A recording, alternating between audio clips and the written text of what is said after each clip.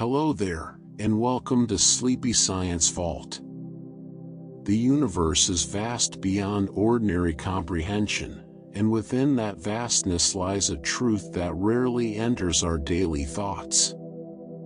Most of what exists out there was never designed with survival in mind. Tonight, we begin a long, slow journey through the most dangerous places and phenomena the cosmos has to offer, not to frighten, but to understand. To sit quietly with the scale of it all, and let the mind wander through distances and dangers so great that they become, strangely, calming to consider. This is a story that will unfold across many hours. Tonight marks only the beginning. Let's start with something simple, yet important to understand from the very outset. When we speak of cosmic hazards, we are not only talking about sudden, dramatic events. A supernova bursting into brilliance. An asteroid tearing through the dark. These sudden events are real, and we will explore many of them in the hours ahead. But danger in the universe is not limited to sharp, single moments. There is another category of threat, quieter and slower, one that unfolds not in seconds, but across centuries, or millennia. Long-term background radiation. Gradual shifts in stellar behavior. Subtle changes in a galaxy's structure that, over unimaginable stretches of time, can make regions of space slowly more hostile to life. Natural cosmic hazards, then, exist on two very different timescales. The sudden and the sustained. Together, they shape a universe that is rarely ever fully safe, anywhere. And that leads us to a deeper truth about the places we'll be exploring together over these 10 segments. There are regions of the universe where survival, as we understand it, is virtually impossible. Not difficult. Not risky. Impossible.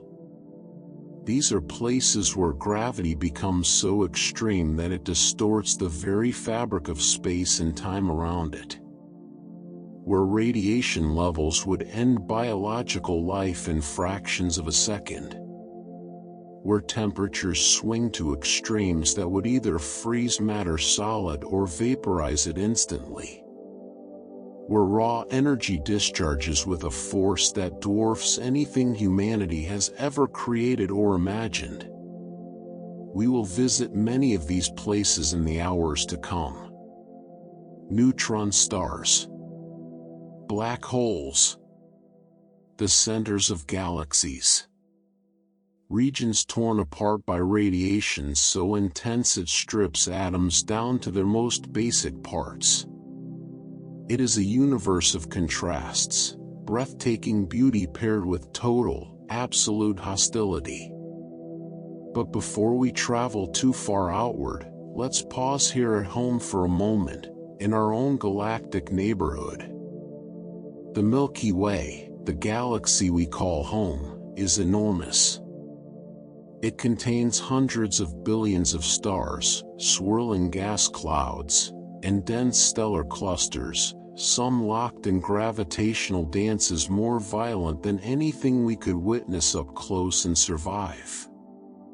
And yet, remarkably, our solar system happens to sit in one of the galaxy's quieter regions. We are located in what astronomers sometimes call a relatively calm spiral arm, away from the galaxy's most turbulent center. The core of the Milky Way is a place of chaos. Intense radiation. Dense stellar crowding. A supermassive black hole anchoring the middle of it all, surrounded by extreme gravitational stress and energetic outbursts. Compared to that, our position, out here, in a quieter suburb of the galaxy, is fortunate. Almost peaceful, by galactic standards. It's worth sitting with that thought for a moment. Earth did not simply survive by chance in an active, violent universe. It also happens to be located in a relatively protected part of that universe. A quiet neighborhood in a very loud galaxy. But relatively safe does not mean truly, fully safe. And this becomes very clear the moment we step beyond Earth's atmosphere. Let's talk about space itself, the vacuum that surrounds every planet, every star, every distant point of light we admire from below. Space is not empty in the poetic sense we often imagine. It is empty in the most brutal, literal sense. There is no air pressure to protect a body from expanding gases inside it. There is no oxygen to breathe. There is no thermal buffer to regulate temperature.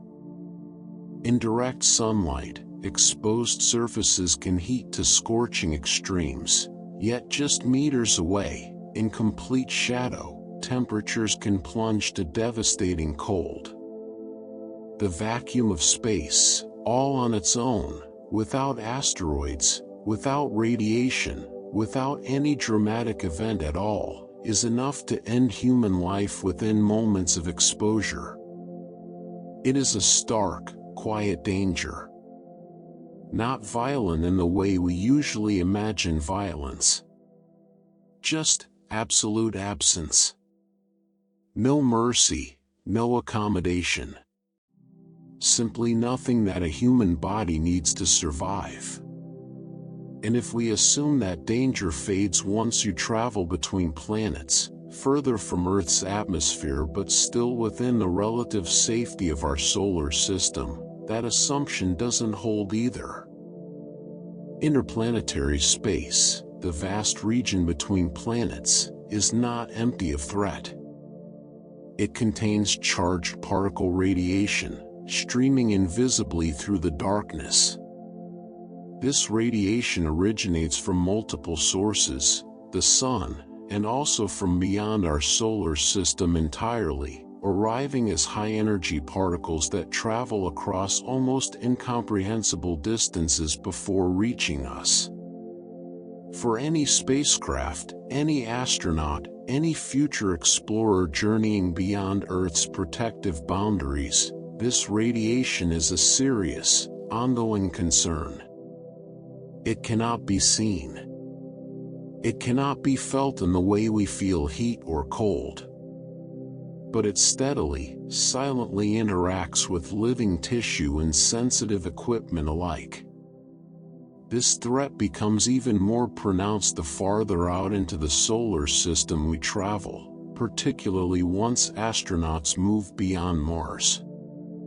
Here on Earth, and even for a good distance beyond it, our planet's magnetic field offers a kind of invisible shield.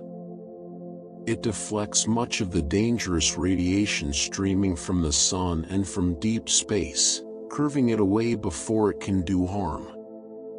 It is one of the quiet reasons life on Earth has been able to exist and persist at all. But travel beyond Mars, and that protection disappears entirely. There is no planetary magnetic field out there to intercept incoming radiation. Astronauts venturing into that region of space would be exposed directly, continuously, to the raw radiation of the cosmos. It is one of the great unresolved challenges of deep space exploration. Not the distance. Not even the isolation. But the simple, invisible danger of radiation with nothing standing between the human body and the universe's full intensity. It's a humbling thought, when you consider it slowly. Something as vast and confident seeming as a planet's magnetic field is, in truth, a fragile kind of gift. One that only extends so far. Space exploration, as a whole, carries risk for more than one direction. And this is worth reflecting on for a moment, because it reshapes how we think about danger in space entirely. Some hazards are entirely natural. Radiation, extreme temperatures, gravitational forces. These exist regardless of whether humans ever ventured beyond Earth at all. They were present in the universe long before life began, and they will remain long after. But other hazards are ones we've created ourselves. Since humanity began launching objects into orbit, we've also begun leaving things behind. Fragments of old satellites, spent rocket stages, tools lost during spacewalks, paint flecks, bolts, shards of metal from collisions that occurred decades ago. All of it remains in orbit, circling Earth at extraordinary speeds. And here is the unsettling part. Even small pieces of debris, fragments no larger than a coin, can become deadly at orbital velocity. Because objects in low Earth orbit travel at speeds of many kilometers per second, even a tiny fragment carries immense kinetic energy. A collision with something the size of a paint chip can crack a window. A collision with something the size of a bolt can destroy critical systems entirely, or tear through the hull of a spacecraft. It's a strange kind of danger, isn't it? Humanity, in reaching outward toward the stars, has also created its own small constellation of hazards, orbiting quietly above us, invisible from the ground, yet potentially catastrophic to anything that crosses its path. And it isn't only spacecraft and astronauts who need to be cautious. Cosmic threats can also reach down and disrupt life here on Earth, without ever physically striking the planet at all. Certain violent events far out in space, intense solar flares, for instance, or powerful bursts of radiation from deep in the galaxy, can interact with Earth's atmosphere and magnetic field in ways that ripple through our technology. Communication satellites can be knocked offline. Power grids can experience surges or failures. Navigation systems can become unreliable for hours, sometimes longer. No impact. No physical collision. Yet the effects can still be deeply disruptive to a civilization that has become so reliant on electronic infrastructure. It's a reminder that danger from space doesn't always require direct contact. Sometimes, distant energy alone is enough to reach across the void and touch our modern world. Which brings us, gently, back to Earth itself, and one particular, quietly fascinating vulnerability in our planet's protective shield. It's called the South Atlantic Anomaly. Positioned mainly over South America and the southern Atlantic Ocean, this is a region where Earth's magnetic field is unusually weak. Rather than a smooth, evenly distributed magnetic shield surrounding the entire planet, this area allows radiation from space to dip closer to Earth than it does almost anywhere else. Satellites and spacecraft passing through this particular region experience a noticeable spike in radiation exposure. Increased electronic malfunctions have been recorded here. Sensitive instruments have to be specifically hardened, or temporarily powered down, to avoid damage while crossing through the anomaly.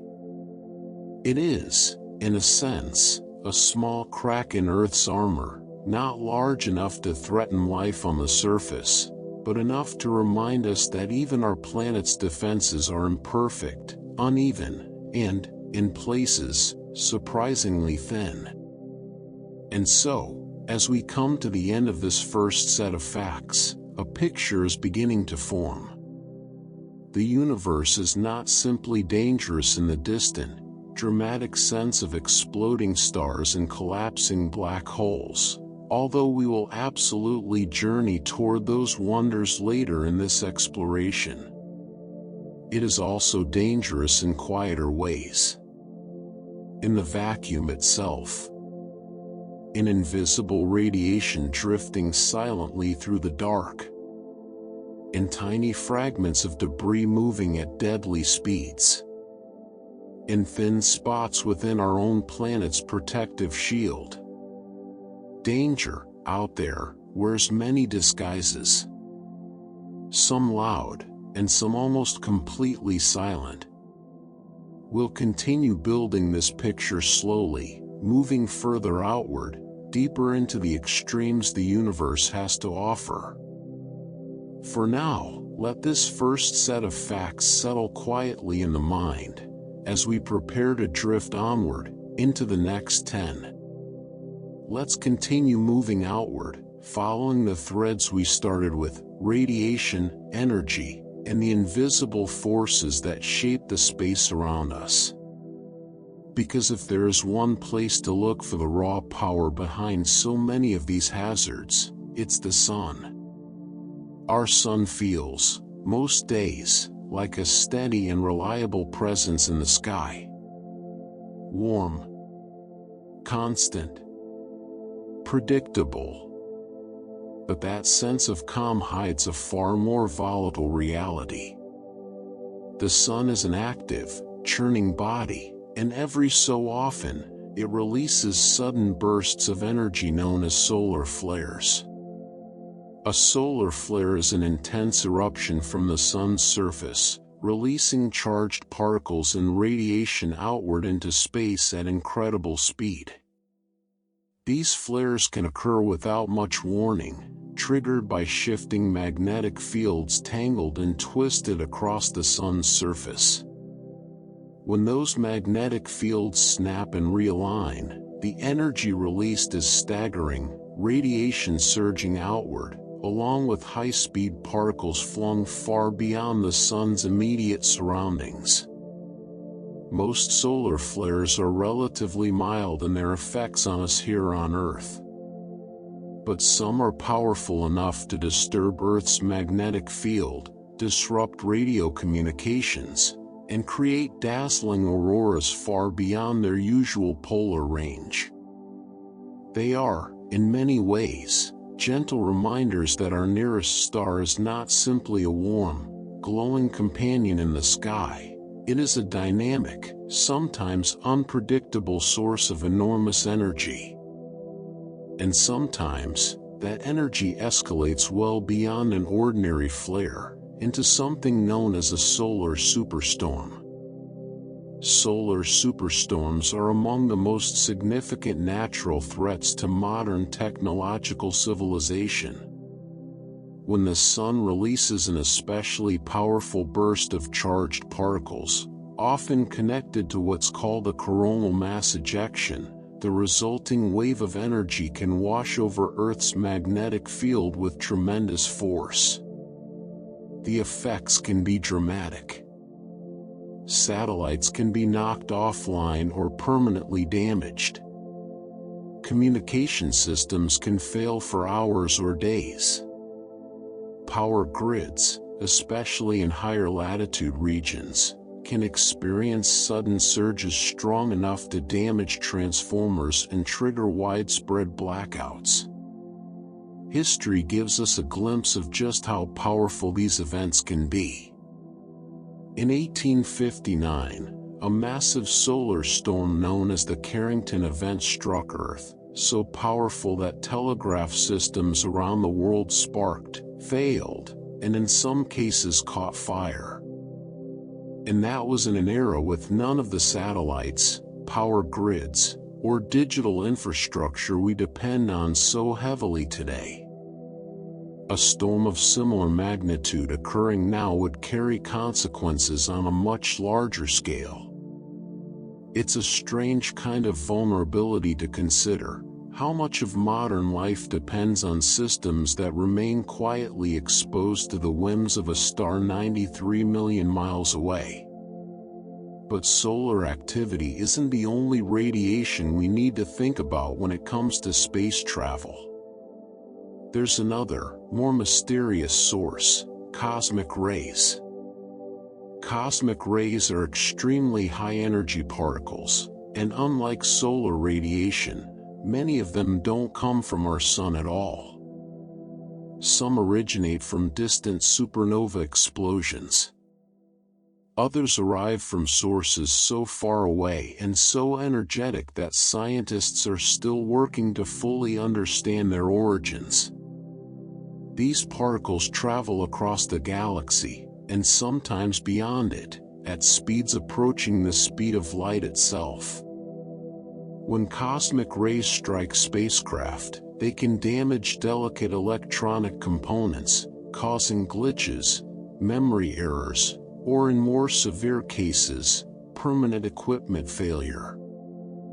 And when they strike living tissue, the effects can be just as serious, damaging cells at the molecular level, increasing long-term health risks for astronauts exposed to them over extended periods, particularly outside the protective bubble of Earth's magnetic field. Cosmic rays are, in a sense, a form of radiation that never truly rests. They arrive constantly, from every direction, a quiet drizzle of high-energy particles falling endlessly through the galaxy, an ever-present hazard for anything, or anyone, that ventures beyond the shelter of a planet's protective shielding.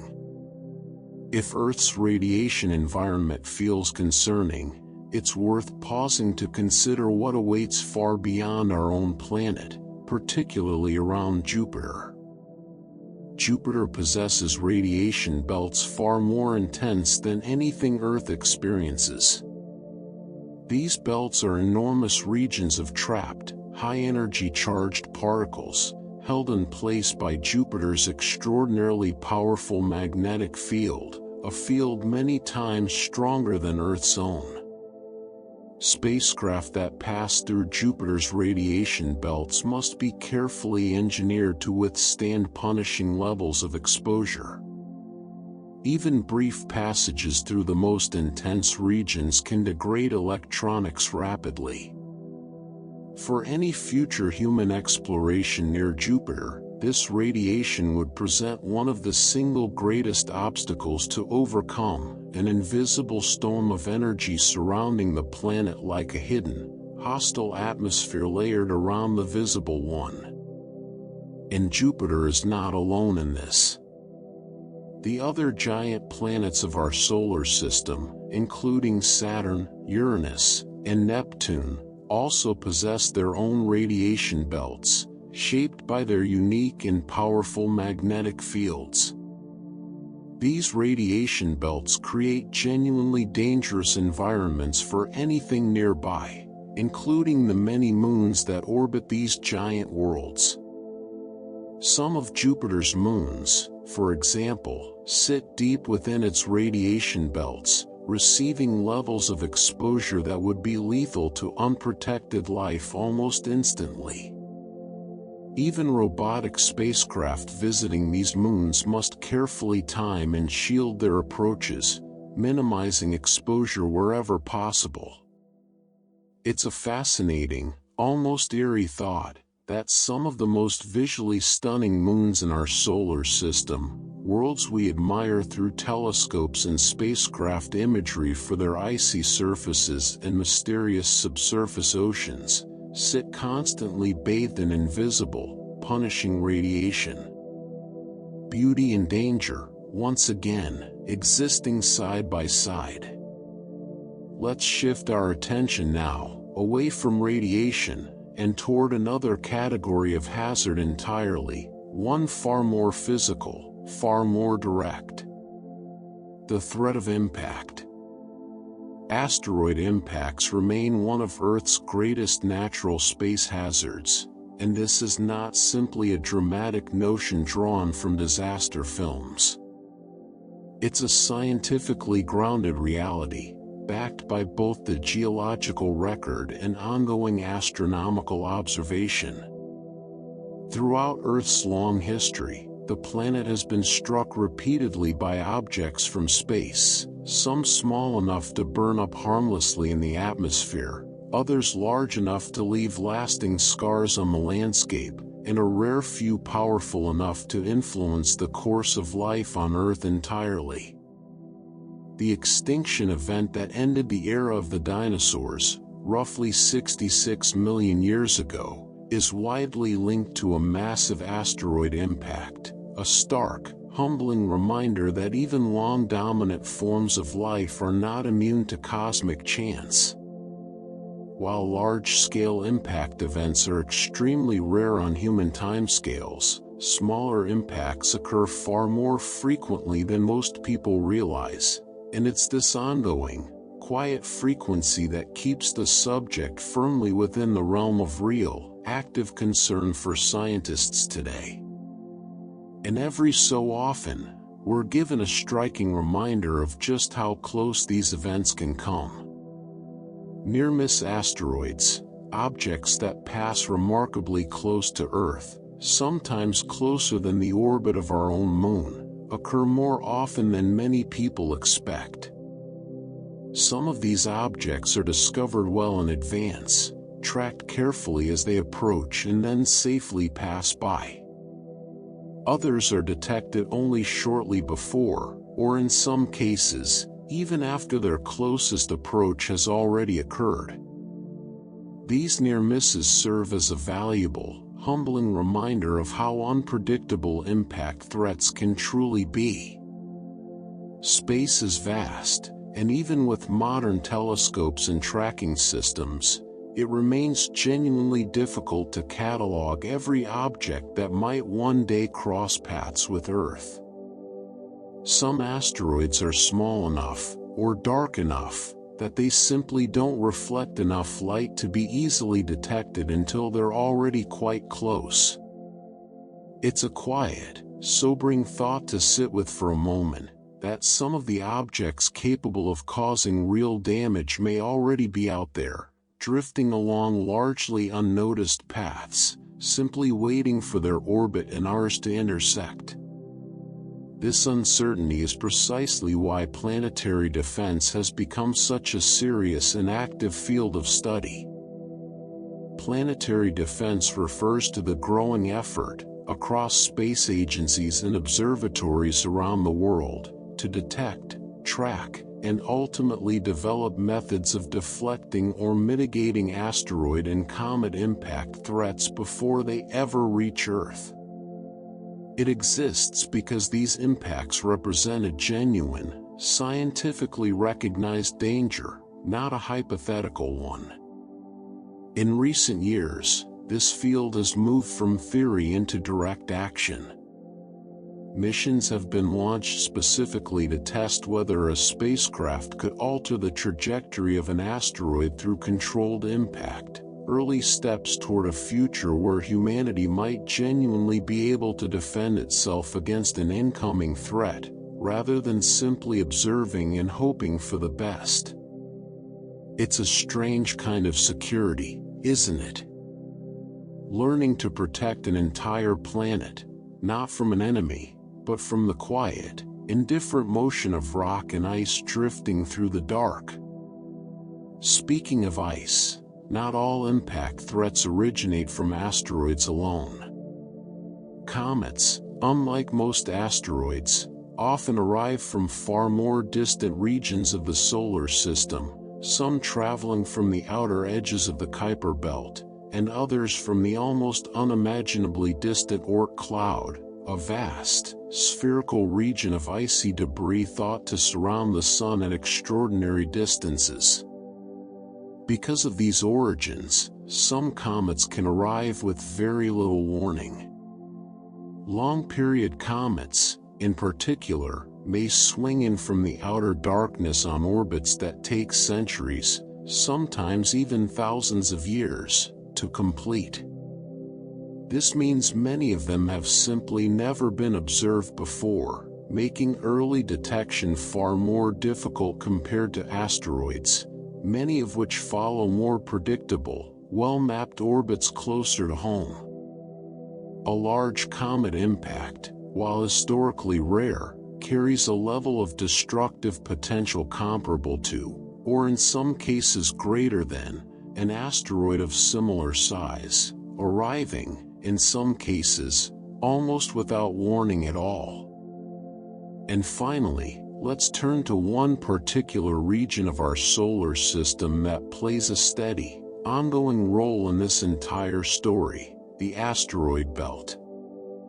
Located between the orbits of Mars and Jupiter, the asteroid belt is home to millions of rocky objects, ranging in size from tiny fragments to bodies hundreds of kilometers across. While the vast majority of these objects remain safely within the belt, orbital disturbances, often caused by the immense gravitational influence of Jupiter, can occasionally nudge individual asteroids out of their stable paths. Once disturbed, some of these objects shift onto new trajectories that can, over time, cross Earth's orbit. This makes the asteroid belt a continuous, ongoing source of potential Earth-crossing objects, a quiet, distant reservoir of raw material that occasionally, unpredictably, sends new visitors drifting sunward, into the inner solar system, and sometimes, into paths that intersect with our own.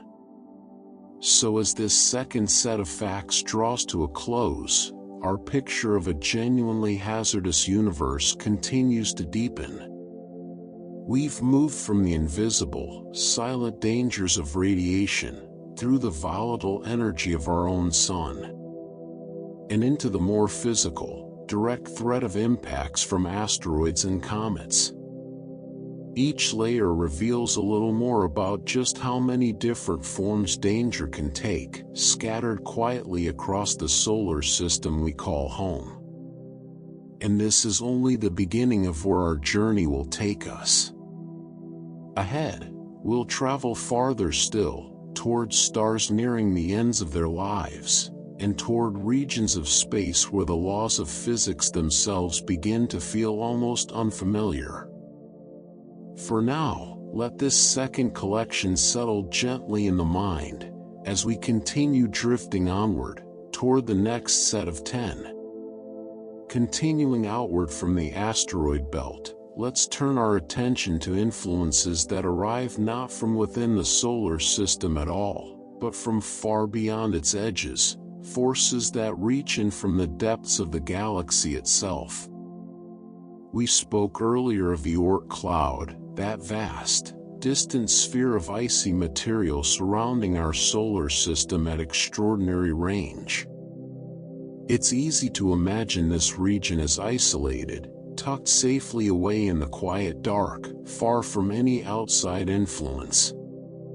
But that isolation is not absolute. From time to time, other stars pass relatively close to our solar system as they drift along their own paths through the galaxy. These are known as passing stars, and while close on a cosmic scale still means an almost incomprehensible distance by human standards, it can be near enough to gravitationally disturb the outer reaches of the Oort cloud. When a passing star's gravity tugs at this distant reservoir of icy bodies, it can nudge some of them loose from their long, slow orbits, sending them tumbling inward, toward the inner solar system, on journeys that may take thousands of years to complete. It's a strange thought, really, that the quiet passage of a distant star, one we may never even see with the naked eye, could set in motion a chain of events that eventually sends a new comet drifting past Earth's orbit, centuries or millennia later. And stars are not the only cosmic wanderers capable of stirring that distant cloud of ice and rock. Gigantic gas clouds, vast structures made of hydrogen, dust, and other interstellar material, drift slowly through the galaxy as well. When our solar system, or the Oort cloud specifically, passes near or through one of these enormous clouds, the gravitational and physical interactions can once again disturb comets resting quietly in that distant region. These clouds are almost impossible to picture at true scale, stretching across light years of space, some containing enough raw material to eventually form entire new generations of stars. And yet, despite their immense size, we rarely think of them as forces capable of reaching into our own solar system and shaping events much closer to home. But they can. Quietly, gradually, over spans of time that dwarf human history entirely. This brings us to a broader, slower-moving concern, one connected not to any single object, but to the very structure of the galaxy we live in. Our solar system does not sit still within the Milky Way. It orbits the galactic center, completing one full revolution roughly every 230 million years. Along the way, it periodically passes through the galaxy's spiral arms, those bright, star-dense regions that give spiral galaxies their beautiful, sweeping shape when viewed from a distance.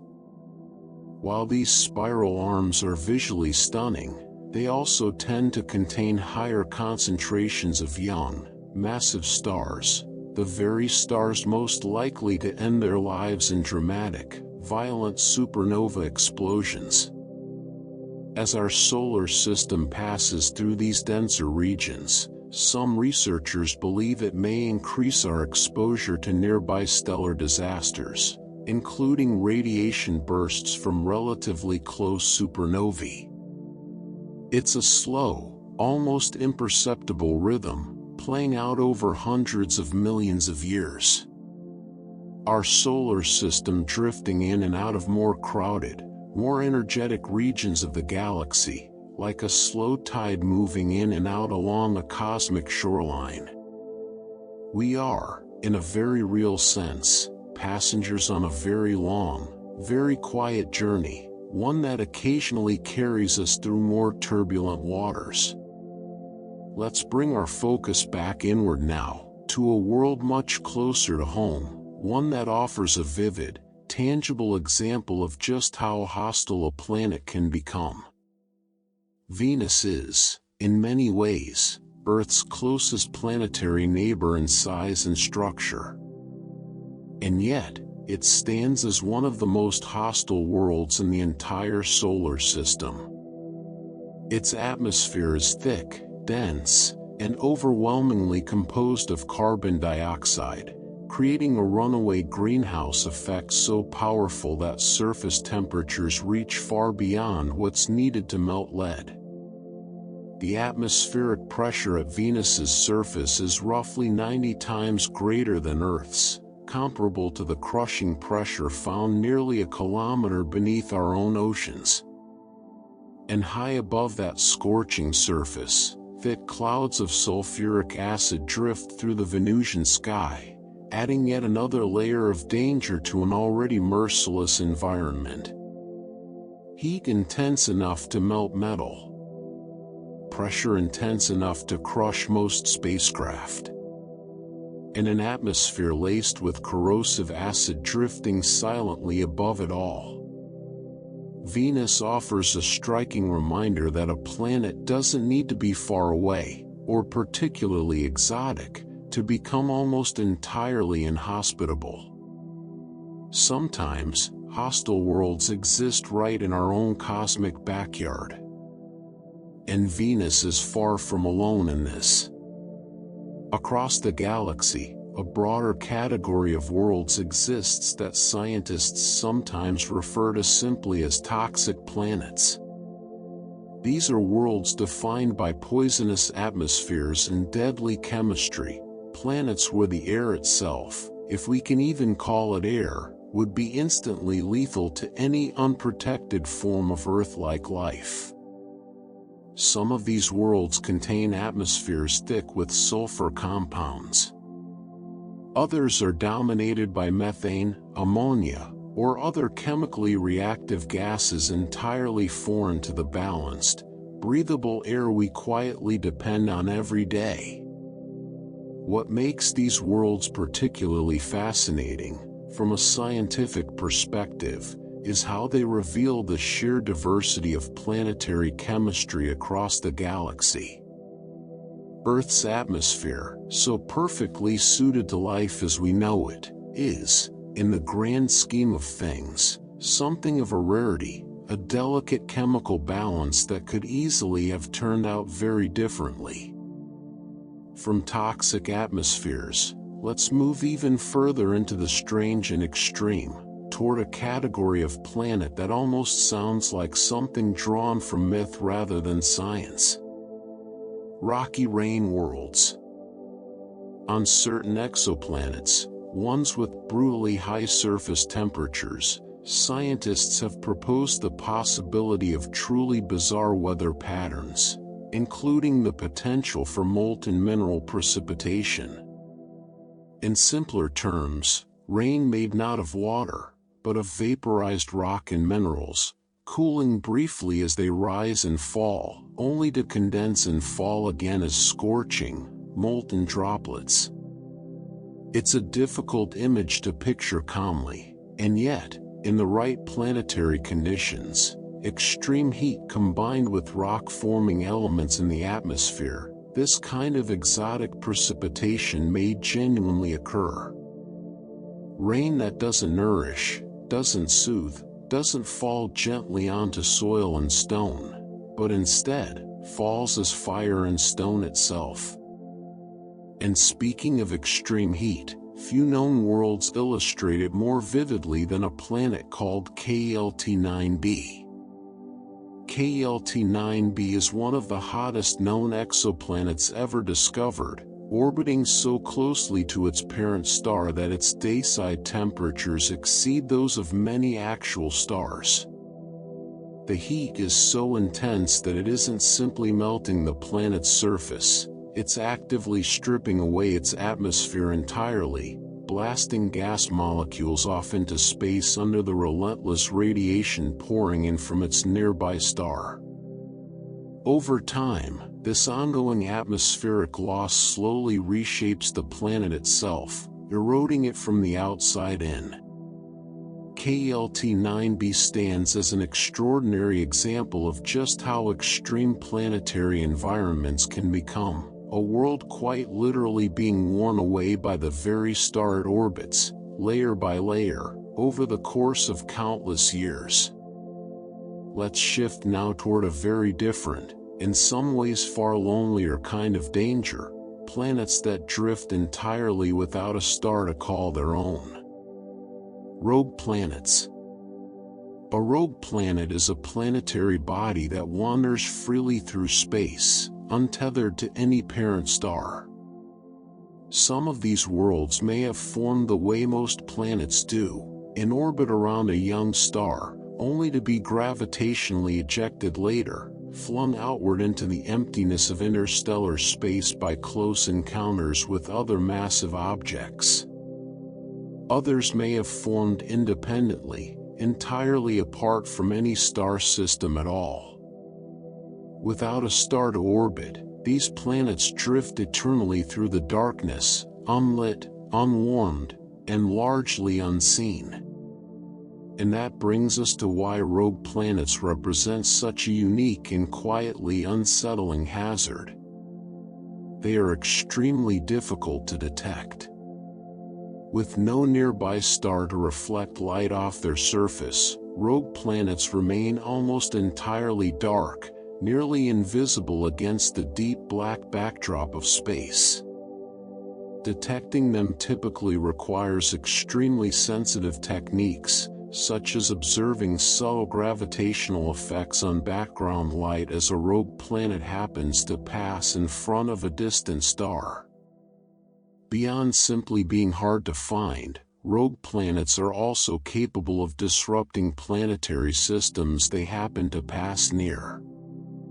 Their gravitational presence, invisible and unannounced, can subtly, or sometimes significantly, alter the orbits of planets, comets, or asteroids within a system they drift through. Quiet, uninvited visitors capable of nudging entire orbital arrangements out of their long-established balance.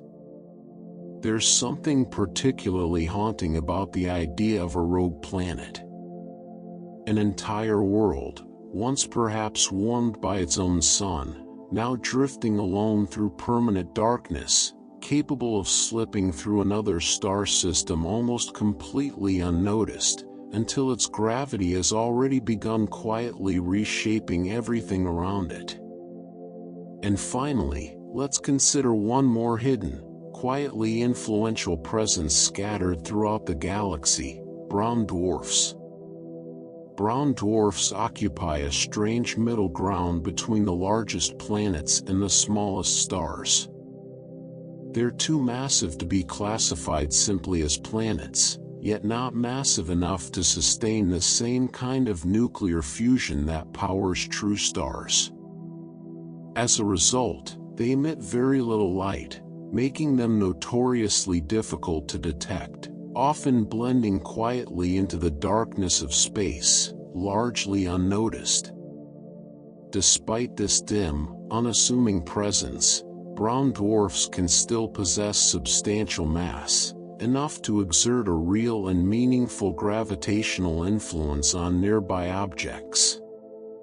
A brown dwarf drifting relatively close to a planetary system could quietly disturb the orbits of asteroids, comets, or even planets themselves, all while remaining almost entirely hidden from casual observation.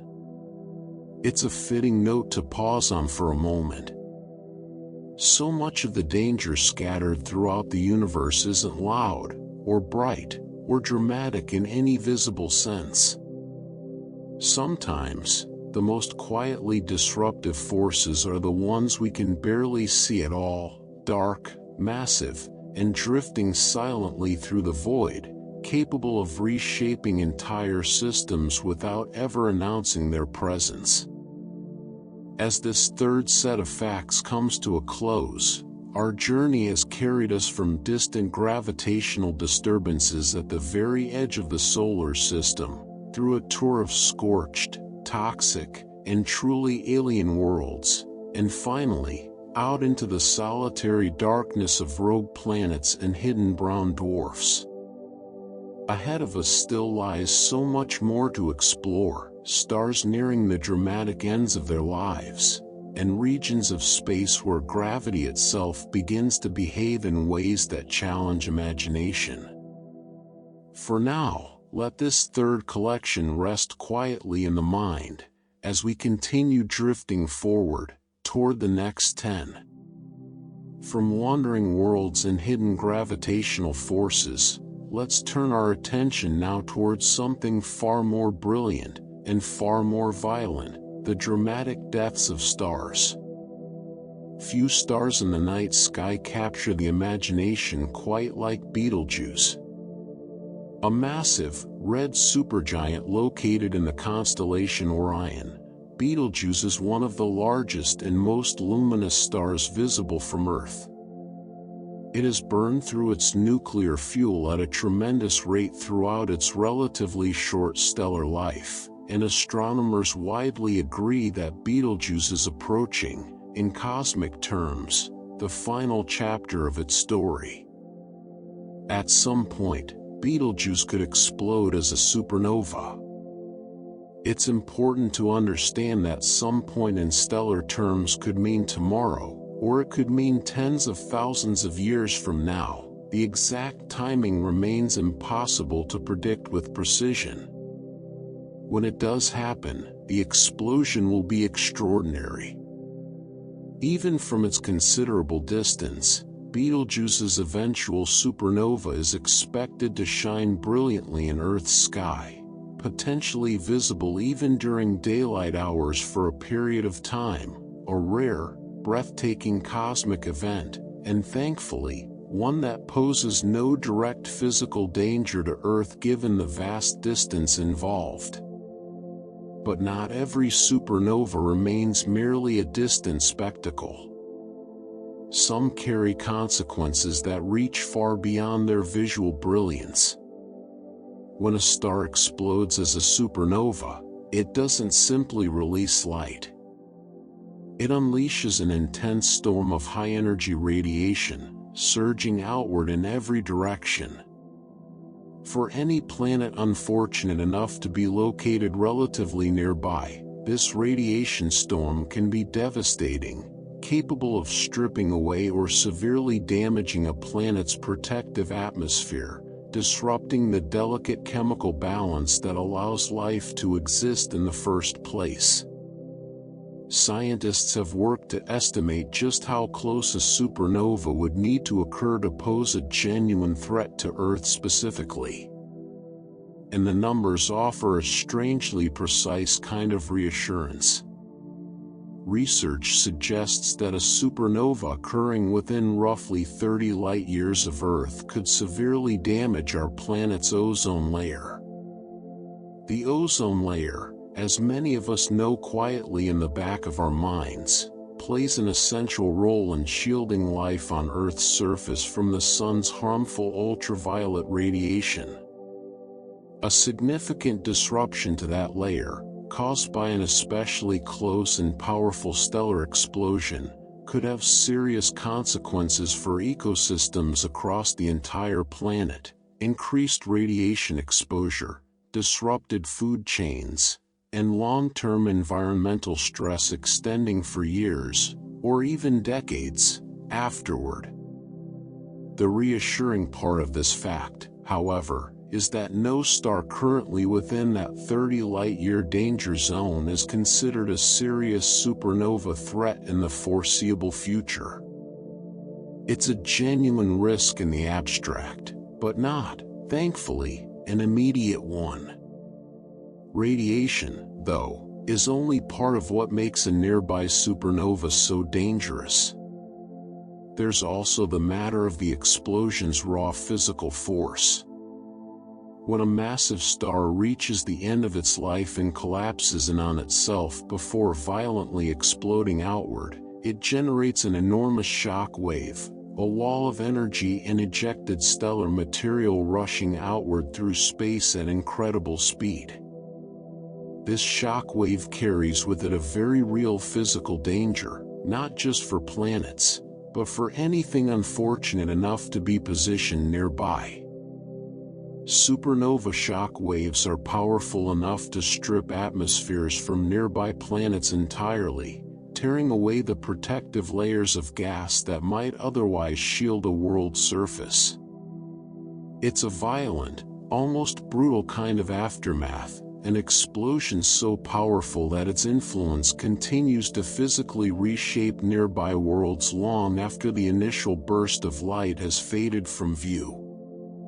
And even once that shock wave eventually passes, and the visible brilliance of the supernova begins to dim in the sky, the danger doesn't necessarily end there. Supernovae also release enormous quantities of cosmic rays, those same high-energy particles we touched on earlier in our journey, the ones capable of damaging spacecraft electronics and living tissue alike. But cosmic rays produced by a nearby supernova don't simply disperse quickly and vanish. Remarkably, cosmic rays from nearby supernovae can remain dangerous for thousands of years after the initial explosion. These particles continue drifting through space long after the visual spectacle has ended, maintaining elevated radiation levels in the surrounding region for an extraordinarily long time. It's a quiet, lingering kind of danger, invisible, persistent, and capable of outlasting the memory of the explosion itself by many, many human generations. Not every stellar explosion, however, reaches the same catastrophic scale as a full supernova. There's a smaller, related phenomenon worth understanding as well: the nova. A nova occurs in certain binary star systems, where a dense stellar remnant, typically a white dwarf, gradually pulls material from a companion star orbiting nearby. Over time, this stolen material accumulates on the white dwarf's surface, eventually triggering a powerful thermonuclear reaction. The result is a nova, an explosive, sudden release of energy and radiation, dramatically brightening the star system for a period of time before gradually fading. While generally far less catastrophic than a full supernova, novae explosions still release powerful bursts of radiation, capable of impacting the immediate surrounding region of space. And unlike supernovae, which mark the definitive end of a star's life, some binary systems can experience repeated novae, cycling through this dramatic buildup and release again and again over time, a strange, recurring rhythm of stellar violence playing out repeatedly within a single system. Among the many stars scientists monitor with particular interest, one system in particular has drawn attention for an entirely different, more specialized kind of danger, a system known as WR104. WR104 is a Wolf-Rayet star, a rare and extremely massive type of star nearing the end of its own dramatic life cycle. It's located a few thousand light-years from Earth, and it has become well known within the astronomical community for a very particular reason: its orientation. Some Wolf-Rayet stars, when they finally explode, are believed capable of producing gamma-ray bursts, extraordinarily powerful, tightly focused beams of radiation, so intense that if one were pointed directly at Earth from a relatively close distance, the consequences could be severe. WR104 has long been discussed as a potential gamma-ray threat, largely due to uncertainty over its exact orientation relative to Earth.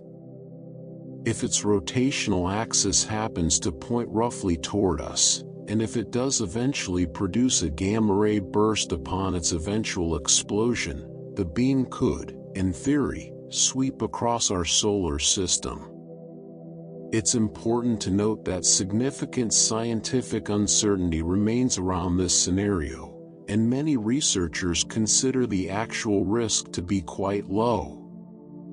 Still, WR104 remains a fascinating example of how a star's orientation, not just its size or distance, can shape the nature of the danger it may one day pose.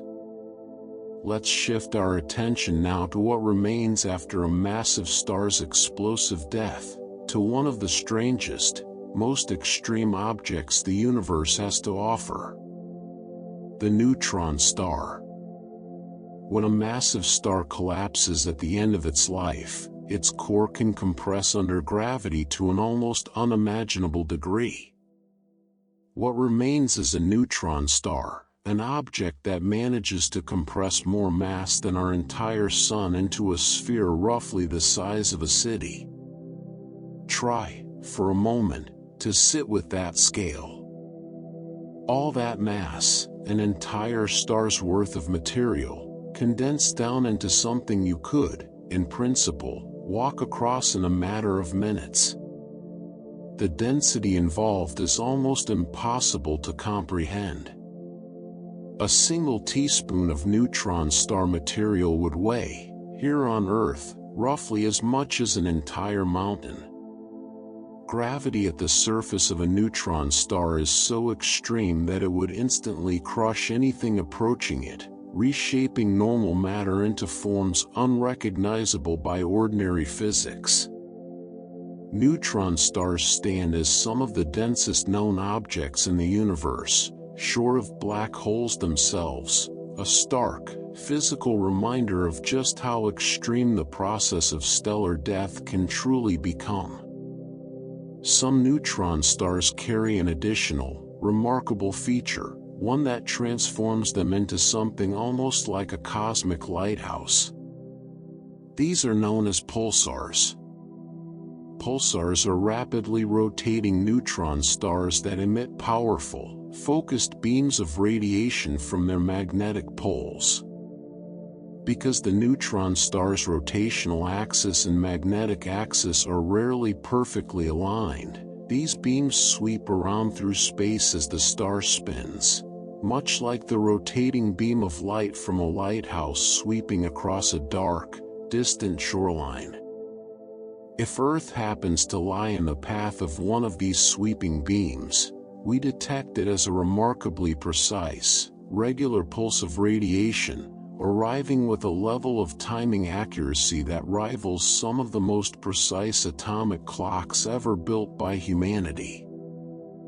It's a strange kind of cosmic irony. Some of the most extreme, violent stellar remnants in the universe also happen to produce some of the most steady, reliable, clock-like signals we've ever observed. And these relativistic pulsar beams don't fade quickly. Remarkably, pulsar beams can emit focused radiation for billions of years, continuing to sweep steadily through space long after the star's original explosive death, long after most other cosmic events from that same era have faded entirely into memory. It's a fittingly quiet, humbling thought to rest on for a moment. A star dies in a burst of unimaginable violence, and yet, from that destruction, something strange and steady can emerge. A beam of light, sweeping patiently through the darkness, for billions upon billions of years, long after everything else about that star's original life has been forgotten. As this fourth set of facts comes to a close, our journey has carried us through the dramatic deaths of massive stars, through radiation, shock waves, and lingering cosmic rays, and finally, into the strange, dense remnants left behind. Neutron stars. Pulsars. Objects that blur the line between destruction and quiet, enduring persistence. Ahead of us still lies even greater extremes. Gravitational forces so powerful that light itself cannot escape, and regions of space where our understanding of physics begins to reach its very limits.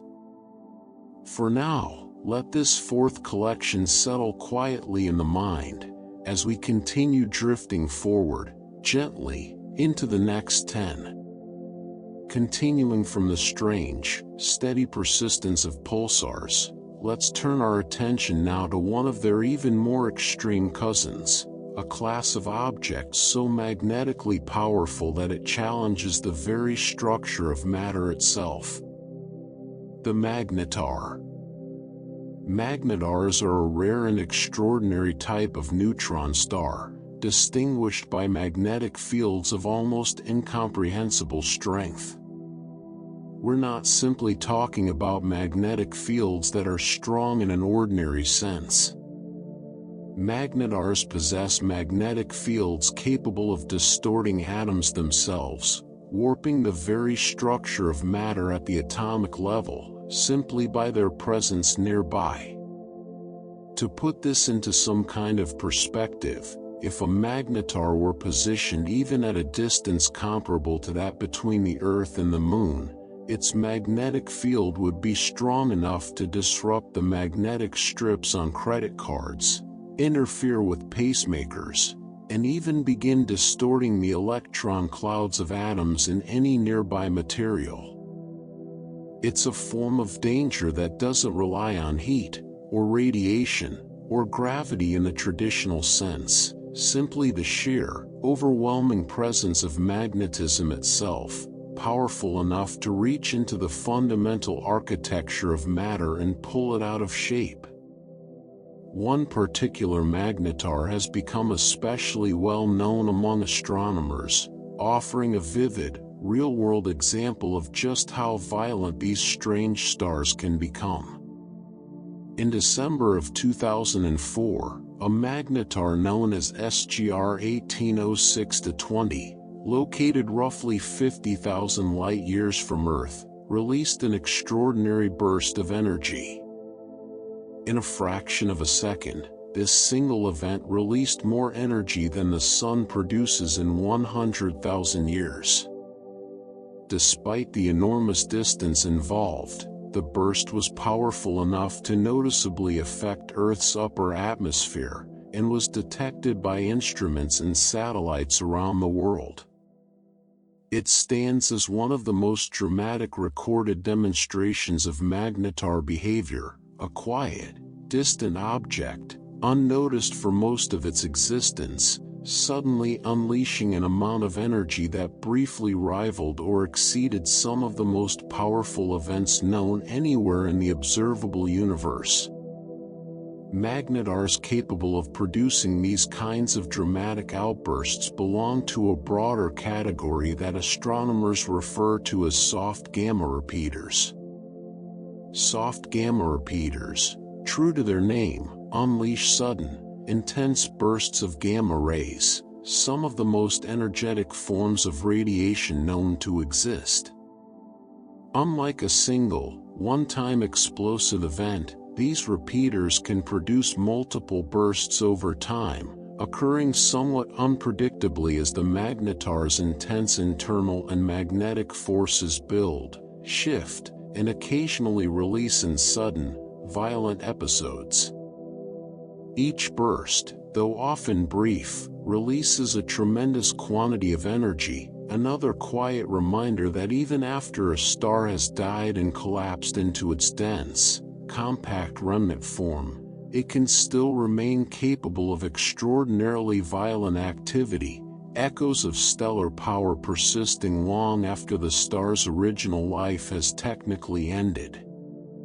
But what actually causes these dramatic bursts to occur in the first place?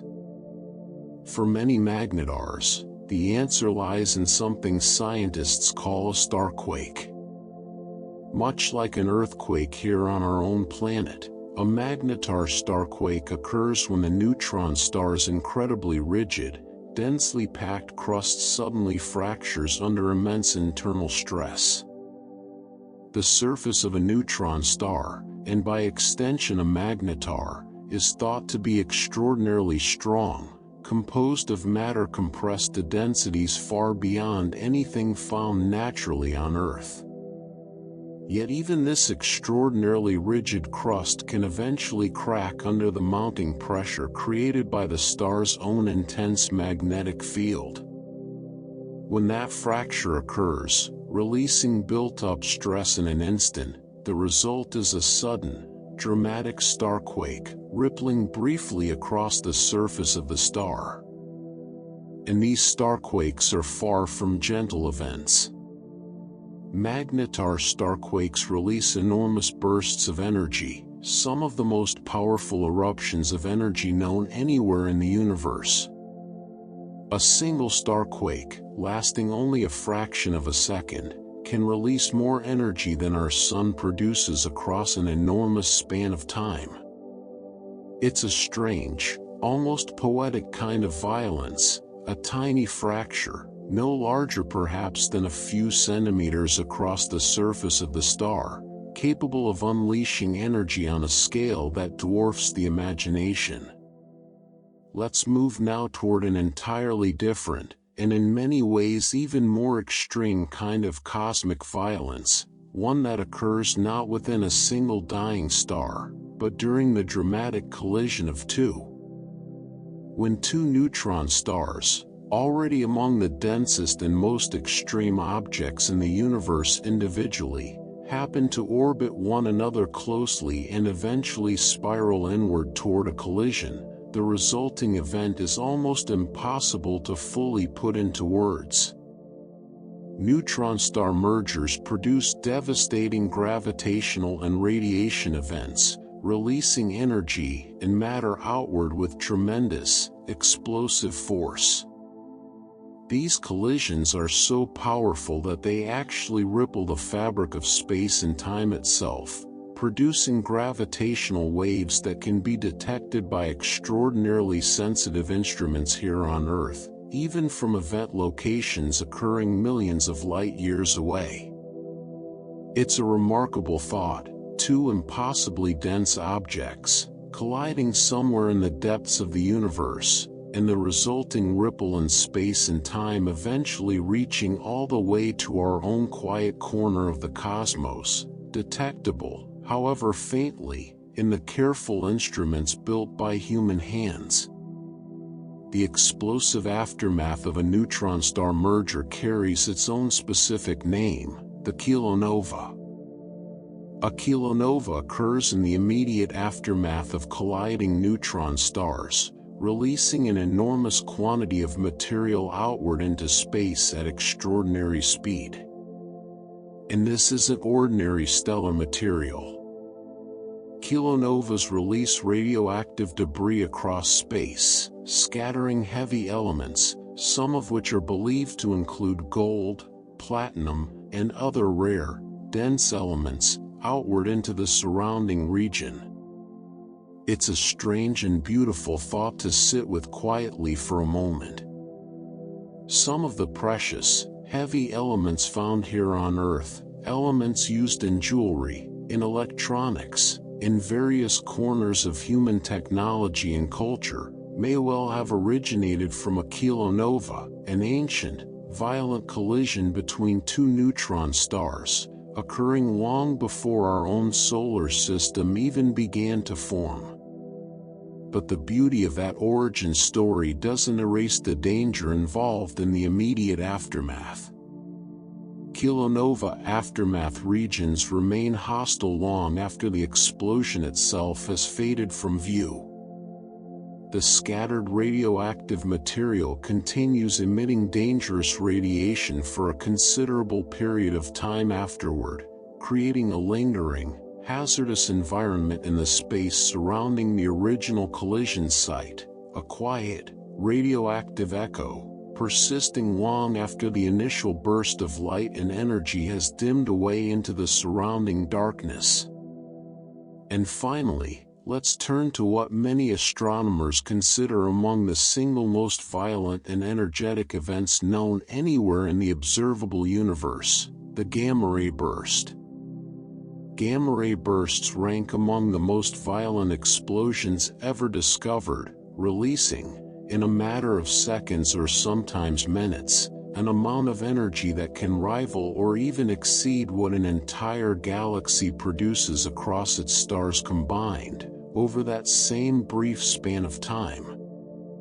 They are thought to originate from a variety of extreme events, including certain types of supernovae, and the collision of neutron stars we just explored a few moments ago.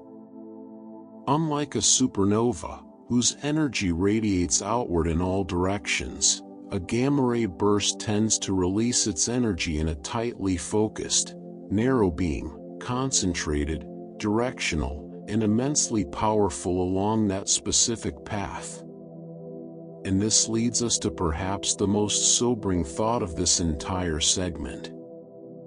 A direct gamma-ray burst beam could devastate a planet, if that focused beam happened to sweep directly across it. Radiation from such a burst, arriving with tremendous intensity, could strip away a planet's protective atmosphere, disrupt or destroy the delicate balance of its ecosystems, and in more extreme scenarios, contribute to mass extinction events entirely.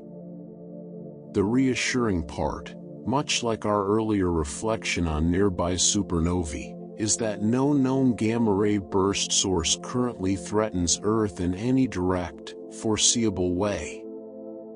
These beams are also extraordinarily narrow on a cosmic scale, meaning the odds of Earth ever finding itself directly in the path of one remain remarkably small. Still, gamma-ray bursts stand as a powerful reminder of just how extreme, and how instantaneous, cosmic violence can truly become, an entire galaxy's worth of energy, concentrated into a beam, traveling silently through the dark for possibly billions of years, before, perhaps, encountering something in its path at last. As this fifth set of facts comes to a close, we've journeyed through some of the most extreme, most violently energetic objects and events the universe has to offer. Magnetars capable of distorting atoms. Starquakes releasing unimaginable bursts of energy. The devastating collision of neutron stars.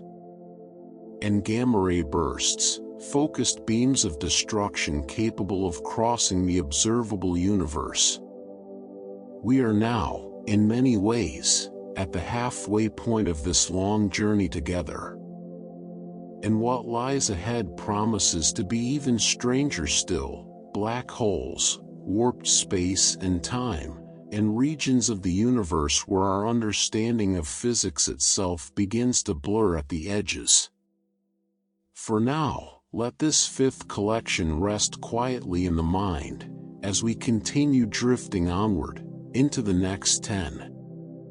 Picking up where we left off, with gamma-ray bursts still fresh in mind, let's expand our view even further outward, beyond individual stars, beyond even entire galaxies, to consider just how far the influence of these extreme explosions can truly reach. We touched briefly on gamma-ray bursts as some of the most violent events known to exist.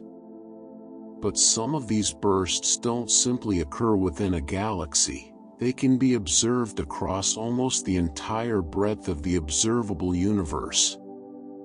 These are sometimes referred to as intergalactic gamma-ray bursts, and they can release catastrophic energy across enormous distances so vast that light itself takes billions of years to travel from the source to our own instruments here on Earth. Consider that for a moment. Some of these bursts occurred so long ago, and so far away, that by the time their light finally reaches us, the star or event responsible has long since faded from existence entirely. We are, in a very real sense, looking at ancient history when we observe these bursts, light that began its journey before our own solar system had even formed. And in terms of sheer scale, intergalactic gamma-ray bursts represent some of the largest explosions imaginable. In just a matter of seconds, a single burst can release more energy than our own sun will produce across its entire multi-billion-year lifetime. It's difficult to hold that number steadily in the mind. A lifetime of stellar energy, compressed into a flash lasting only moments, then gone, leaving behind only a faint, lingering afterglow, and a beam of light still traveling outward, silently, across the universe.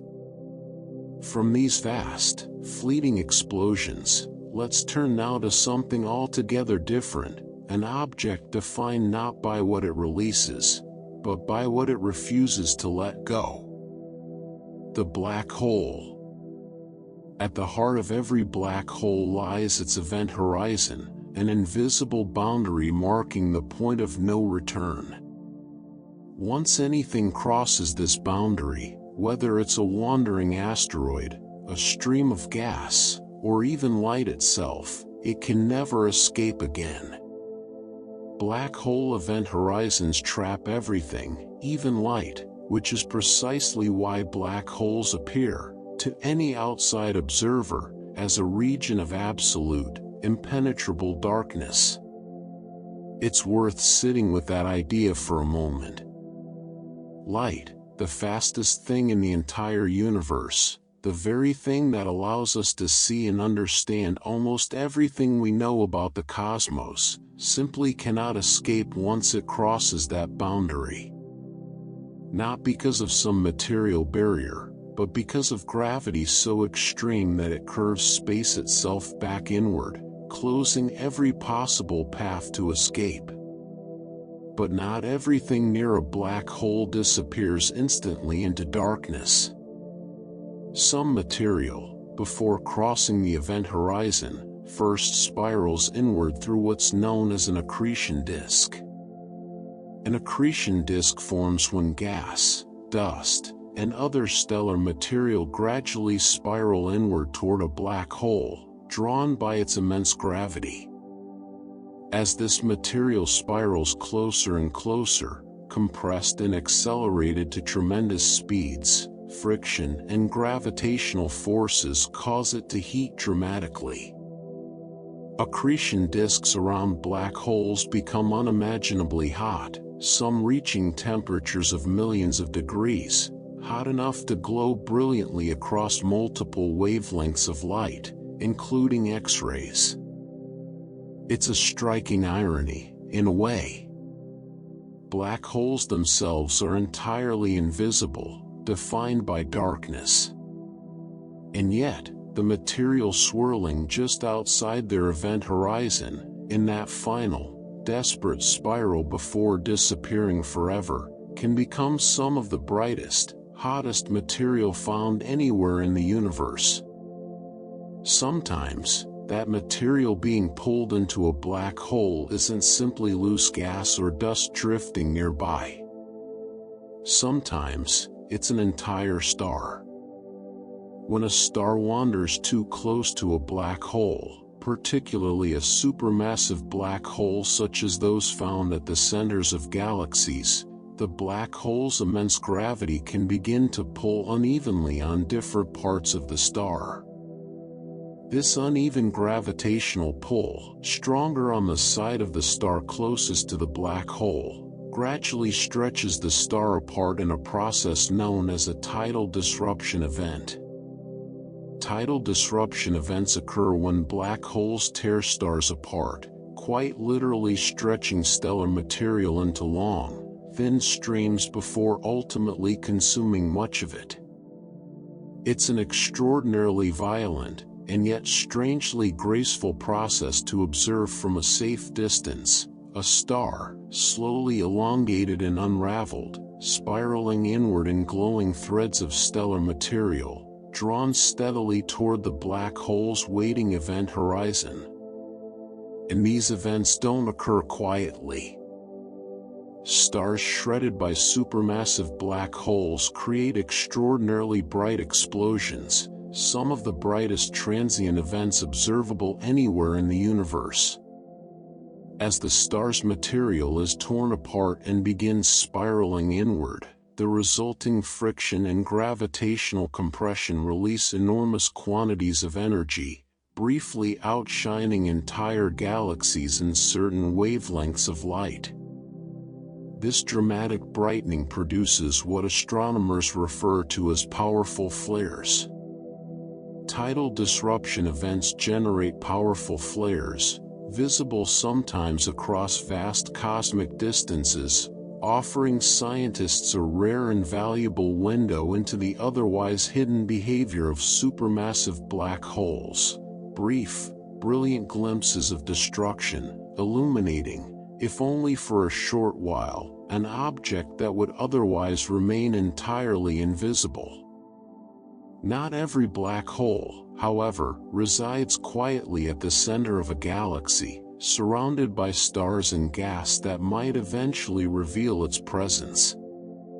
Some drift alone, entirely apart from any galactic structure at all. These are sometimes referred to as rogue black holes, objects that could drift invisibly through space, much like the rogue planets we explored earlier in our journey, but far more extreme in nature.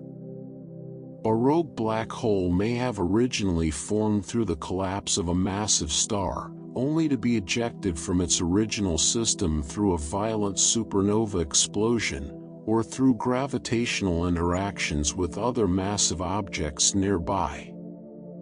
Without a surrounding accretion disk or nearby stars to reveal its presence, a rogue black hole becomes remarkably difficult to detect, a truly invisible object, drifting silently through interstellar or even intergalactic space. And this invisibility carries its own quiet, unsettling implication. Rogue black holes may swallow matter before being detected, potentially consuming gas, dust, or even smaller objects entirely undetected, simply because there's no dramatic visual signature announcing their presence beforehand. It's a strange thought to consider, an object with gravity strong enough to trap light itself, and yet capable of moving through the universe almost entirely unnoticed, revealing itself only in rare, fleeting moments when it happens to interact with something nearby. Finally, let's consider one particularly fascinating and still largely theoretical category of black hole, one that may have existed since almost the very beginning of the universe itself. Primordial black holes. Unlike the black holes we've discussed so far, which typically form from the collapse of massive dying stars, primordial black holes are thought to have potentially formed through an entirely different process altogether. Primordial black holes may have formed shortly after the Big Bang, arising not from stellar collapse, but from extreme density fluctuations present in the very early, rapidly expanding universe. If they do exist, these black holes could range dramatically in size, from objects smaller than an atom, yet carrying substantial mass, to much larger examples potentially rivaling the mass of entire stars.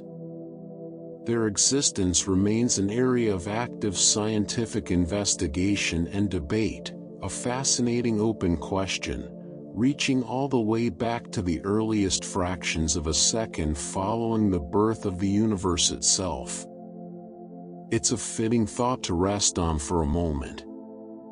Some of the darkest, most mysterious objects in the entire universe may have been present from nearly its very first instant, quiet, invisible witnesses to the birth of everything that followed, still drifting somewhere out there, largely unseen, even now. As this sixth set of facts comes to a close, we've journeyed through explosions vast enough to outshine galaxies, and into the deep, inescapable darkness of black holes themselves, their event horizons, their blazing accretion disks, their capacity to tear stars apart, and their strange, invisible presence drifting quietly since the very dawn of time. Ahead of us still lies even more to explore, the supermassive giants anchoring entire galaxies, and regions of space where gravity, time, and light itself begin to blur together in ways that challenge everything we think we understand. For now, let this sixth collection settle quietly in the mind, as we continue drifting forward, gently, into the next 10. Continuing from where we left off, with those mysterious primordial black holes drifting since the earliest moments of the universe, let's explore what might eventually happen to the smallest among them, in a strange, almost paradoxical process that connects black holes to something entirely unexpected. Slow decay. If primordial black holes exist, particularly the smaller ones, they may not last forever. Tiny primordial black holes could theoretically end in explosive evaporation, gradually losing mass over immense spans of time until, in their final moments, they release a sudden, dramatic burst of energy. It's a strange concept to sit with, an object so gravitationally powerful that not even light can escape it, eventually fading away entirely, not through collision or destruction, but through a slow, quiet process of loss, stretched out over timescales longer than the current age of the universe itself. This gradual process of loss has a name, one connected to the physicist who first theorized it: Hawking radiation. Hawking radiation represents an exotic black hole energy loss process, describing how black holes may, very slowly, emit a faint form of radiation near their event horizon, causing them to lose mass, and therefore energy, over extraordinarily long periods of time. According to this theory, even the darkest, most inescapable objects in the universe are not entirely permanent. Given enough time, immeasurably vast stretches of it, far longer than stars themselves, will exist. Even black holes may eventually evaporate away into nothing at all. It's a quietly humbling thought. Even something as seemingly eternal and absolute as a black hole is, in the very long run, still subject to change, still slowly giving way, faintly and almost imperceptibly, to the passage of time. Let's bring our attention back now, from these vast theoretical concepts, to something far more immediate, the black hole anchoring the very center of our own galaxy. At the heart of the Milky Way lies Sagittarius A*, an enormous supermassive black hole that dominates the center of our galaxy. With a mass equivalent to roughly 4 million suns, compressed into a relatively compact region of space, Sagittarius A* exerts a powerful, ongoing gravitational influence over the stars and gas clouds orbiting closest to the galactic center. Astronomers have spent decades carefully tracking the orbits of stars swirling around this hidden giant, watching them race along tightly curved paths at extraordinary speeds, all while orbiting something we cannot directly see. It's only through these careful, patient observations that scientists have been able to confirm the presence, and calculate the mass, of the black hole lying quietly, invisibly, at the very center of our galactic home. And the region surrounding Sagittarius A* is anything but calm. The center of the Milky Way packs intense gravity, radiation, and dense stellar activity into a surprisingly compact space. Stars near the galactic center are crowded far more closely together than anywhere in our own quiet corner of the galaxy, orbiting at tremendous speeds, bathed in radiation levels far beyond anything found near our own sun. It's a striking contrast to consider. We spoke, back at the very beginning of this journey, of Earth's fortunate position within a relatively quiet, peripheral region of the Milky Way. The galactic center reminds us vividly of just how different, and how much more extreme, conditions can become closer to the heart of our own galactic home. And the activity surrounding our galaxy's center doesn't remain neatly contained near Sagittarius A* itself. Its influence appears to extend much, much farther. In 2010, astronomers discovered enormous structures extending above and below the plane of the Milky Way, structures now known as the Fermi bubbles. The Fermi bubbles reveal energetic activity above and below the galactic center, stretching outward across tens of thousands of light-years in each direction, glowing faintly in gamma-ray and X-ray wavelengths. The exact origin of these enormous bubbles remains an active area of scientific study, though many researchers believe they may be connected to past energetic outbursts from Sagittarius A* itself, perhaps dating back millions of years. It's a fascinating thought, a black hole's influence, quietly rippling outward across almost unimaginable distances, shaping the structure of the galaxy in ways still being carefully studied and understood, even now. Some supermassive black holes, elsewhere in the universe, produce activity even more dramatic and directly visible than the Fermi bubbles, structures known as relativistic jets. When certain supermassive black holes actively feed on surrounding gas and material, some of that infalling matter, rather than simply disappearing beyond the event horizon, becomes redirected outward instead, launched away from the black hole's poles in extraordinarily powerful, narrow streams. Relativistic jets blast matter outward at nearly light speed, extending sometimes for hundreds of thousands of light years beyond their host galaxy entirely. It's a striking, almost contradictory image. An object defined by its ability to trap and consume matter, also capable of launching material outward with such tremendous force that it travels at speeds approaching light itself, stretching far beyond the visible boundaries of its own galaxy. As you might imagine, the regions immediately surrounding these powerful jets are anything but hospitable.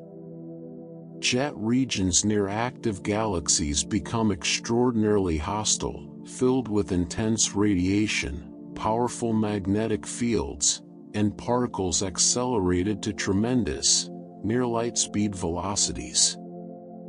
Any matter caught within or near one of these jets would be subjected to conditions almost impossible for ordinary material to survive intact.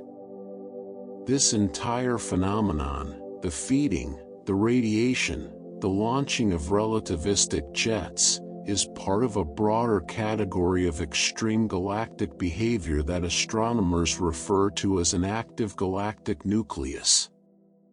Supermassive black holes can power active galactic nuclei, transforming the centers of certain galaxies into some of the most energetic, luminous regions found anywhere in the universe. As material spirals inward toward the black hole, heating dramatically within the accretion disk we discussed earlier, and as jets launch outward from the poles, the entire galactic center can begin to outshine the combined light of every single star within that galaxy. It's a remarkable transformation to consider. A galaxy's quiet, ordinary center, gradually turning into one of the brightest, most energetic objects in the observable universe, simply because of the activity occurring around a single, central black hole.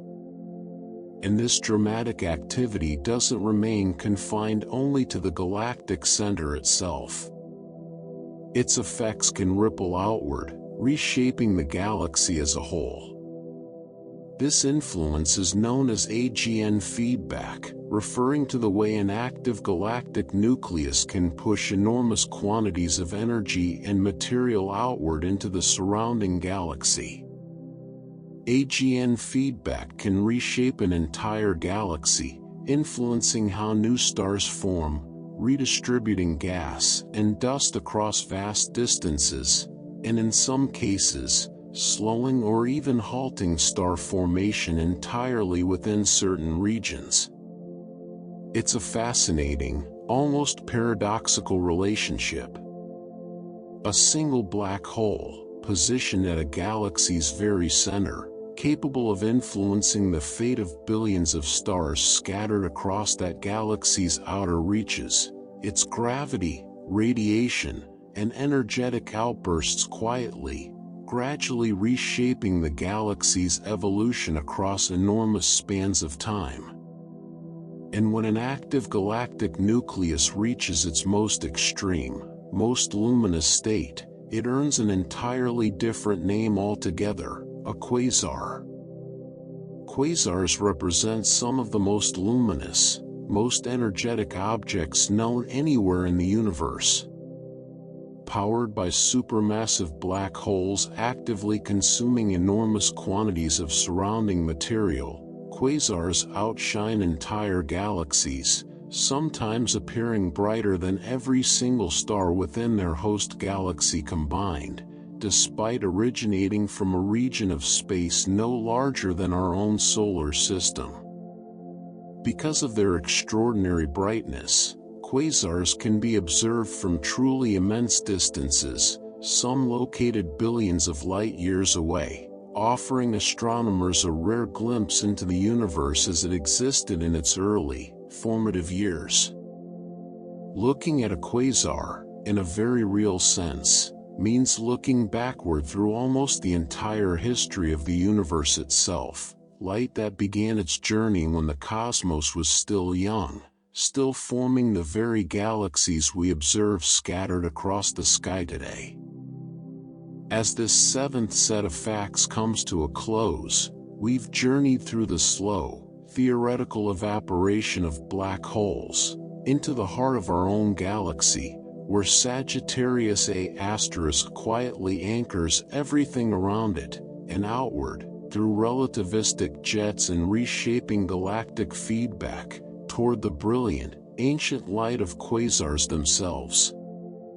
We're drawing closer now to the final stretches of this long journey together. What remains ahead promises to be, in some ways, the strangest territory yet, places where the universe's very largest structures, and its most fundamental unknowns, come quietly into view. For now, let this seventh collection rest gently in the mind, as we continue drifting forward, slowly, into the next 10. Having just explored quasars, those brilliant, ancient beacons scattered across the depths of the universe, let's linger a while longer near them, and consider what it would actually mean to exist somewhere close to one. The region around a quasar is one of the most dangerous places in space, and it's worth taking a moment to really understand why. It isn't simply the black hole itself, tucked away at the very center, though that alone would be more than enough to end any hope of survival. It's everything surrounding it. The accretion disk, heated to millions of degrees, blazing with intense radiation across nearly every wavelength of light. The relativistic jets, launching particles outward at speeds approaching light itself. The sheer density of high-energy photons flooding outward in every direction, saturating the surrounding space with a level of radiation that would overwhelm any form of life, and most forms of matter, almost instantly. Any planet unfortunate enough to form, or drift, into the region surrounding an active quasar would face an environment almost impossible to describe in gentle terms. Its atmosphere, if it had one, would be stripped away rapidly. Its surface would be bathed in radiation levels far beyond anything found even in the most hostile corners of our own solar system. It's a region where the ordinary rules of planetary safety simply cease to apply, where brightness itself becomes a form of violence, and where distance is often the only meaningful protection. One particular quasar offers a striking, well-studied example of just how extreme these objects can become. Galaxy 3C273, located over 2 billion light-years from Earth, contains one of the most powerful quasars known to modern astronomy. Despite its almost incomprehensible distance, 3C273 remains bright enough to be observed with relatively modest telescopes here on Earth, a testament to just how extraordinarily luminous this single quasar truly is. At its core lies a supermassive black hole, actively devouring surrounding material, powering an accretion disk and jet system of tremendous scale and intensity. Scientists have studied 3C273 extensively since its discovery, using it as something of a benchmark, or reference point, for understanding just how energetic these active galactic centers can become. It stands as a vivid, real-world illustration of the abstract danger we just described, proof, glowing steadily across billions of light-years, that such extreme environments are not merely theoretical, but genuinely, observably real. Not every quasar, however, poses quite the same kind of danger in quite the same way. Much depends on orientation, on whether or not we happen to be looking directly down the barrel, so to speak, of one of these objects' powerful jets. When a supermassive black hole's relativistic jet happens to point almost directly toward Earth, the resulting object is given its own specific name: a blazar. Blazars become especially dangerous when their jets point toward us, because from our particular vantage point, we're essentially staring straight into the most concentrated, most energetic portion of the entire system. Rather than observing the jet from the side, where its intensity appears diminished by the viewing angle, a blazar presents its jet nearly head-on, dramatically amplifying its apparent brightness and energy from our perspective. This means that blazars, more than almost any other type of active galactic nucleus, are capable of producing extraordinarily intense, highly variable bursts of radiation, sometimes changing in brightness over the course of just hours or days. Fortunately, known blazars are located at truly enormous distances from Earth, far beyond any realistic possibility of direct harm. But they remain a powerful reminder of just how much orientation alone can shape our perception and our exposure to some of the universe's most extreme phenomena. Sometimes, danger isn't only about how powerful something is. It's also about which direction, precisely, that power happens to be pointed. Beyond the familiar categories of supernovae, quasars, and blazars, astronomers have also begun identifying a newer, still somewhat mysterious class of event, one capable of briefly transforming an otherwise ordinary galactic center into something extraordinarily bright, seemingly out of nowhere. These are known as extreme nuclear transients, and they unleash sudden bursts of galactic energy, often without the kind of gradual buildup associated with more familiar phenomena. In these events, a galaxy's central black hole appears to suddenly and dramatically increase its brightness, sometimes outshining the combined light of every star in its host galaxy, only to gradually fade back down again over a period of months or years. The exact mechanisms behind these extreme nuclear transients remain an active, evolving area of research. Some may be connected to particularly large tidal disruption events, perhaps involving a black hole consuming an especially massive star.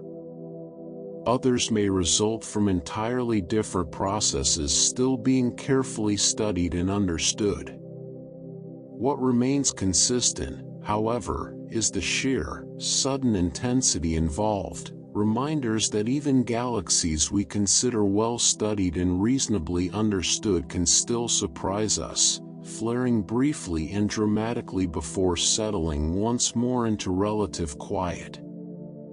Let's shift our focus now, away from individual black holes and their surrounding activity, towards something operating on an even larger scale entirely, the slow, patient, sometimes violent process by which galaxies themselves grow and change over time.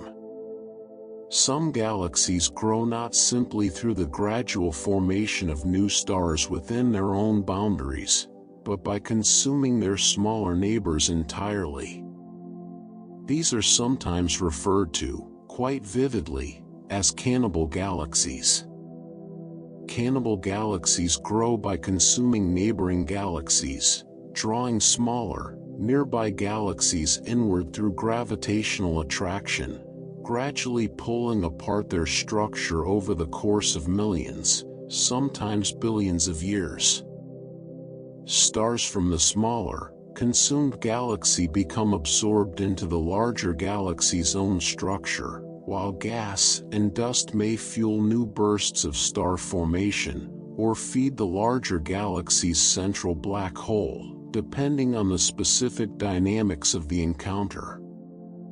Our own Milky Way, in fact, is believed to have consumed several smaller galaxies over the course of its long history, and current evidence suggests it may be in the slow, ongoing process of absorbing at least one or two smaller companion galaxies even now. It's a strange thought to sit with quietly, that the galaxy we call home may itself be, in some sense, a kind of cosmic cannibal, its present structure shaped in part by countless smaller galaxies absorbed and woven into its own vast, spiraling form across unimaginable stretches of time.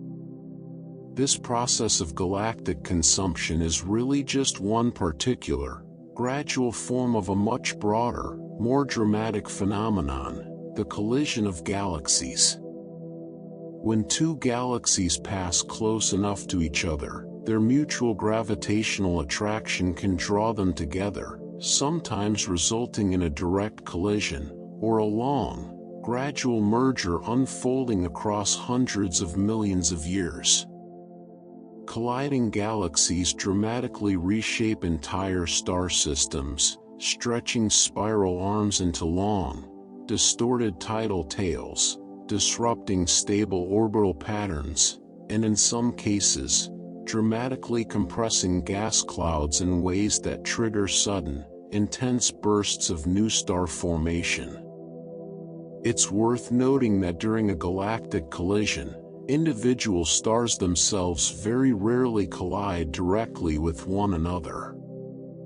The distances between stars, even within a densely populated galaxy, remain vast enough that direct stellar collisions are exceedingly rare events, even during a full-scale galactic merger. What changes dramatically, instead, is the overall shape and structure of the galaxies involved, their spiral arms unwinding, their central regions merging together, their overall form gradually transforming, over enormous spans of time, into something entirely new. Our own Milky Way, in fact, is on a long, slow collision course with our nearest large galactic neighbor, the Andromeda Galaxy, an encounter expected to unfold, and eventually merge the two galaxies together, several billion years from now.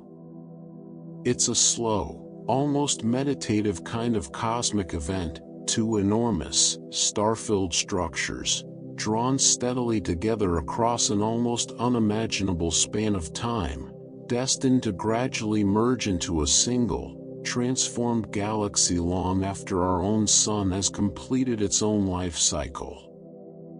Amid all this large-scale gravitational drama, individual stars occasionally find themselves caught up in encounters dramatic enough to fling them entirely out of their home galaxy altogether. These are known as hypervelocity stars, and they represent one of the more unusual, almost startling phenomena to emerge from studying our galaxy's dynamics. Hypervelocity stars can escape their galaxies entirely, having been accelerated to such extraordinary speeds, often through a close gravitational encounter with a supermassive black hole, that they exceed their galaxy's escape velocity altogether. Just how fast are we talking about? Hypervelocity stars travel at extraordinary speeds, sometimes exceeding several million kilometers per hour, fast enough that, once ejected, they simply continue outward, away from their home galaxy, indefinitely, drifting alone through the vast, empty stretches of intergalactic space. It's a remarkably lonely thought to consider. A star, once nestled among billions of others within a vast, familiar galaxy, suddenly flung outward by a single dramatic gravitational encounter, destined to spend the remainder of its existence drifting entirely alone, farther and farther from any other star, any other galaxy, any other point of light at all. A solitary journey, stretching outward into the growing darkness between galaxies, for the rest of its existence. Let's close this segment by turning towards something that shapes nearly everything we've discussed so far, and yet remains, in a very real sense, invisible. Dark matter. Dark matter dominates much of the universe's mass, making up a significantly larger proportion of the universe's total matter content than all the ordinary, visible matter, stars, planets, gas, and dust, combined. And yet, despite its overwhelming abundance, dark matter cannot be directly observed. It doesn't emit light, doesn't reflect it, doesn't interact with ordinary matter or radiation in any of the familiar ways we typically use to detect and study objects in space.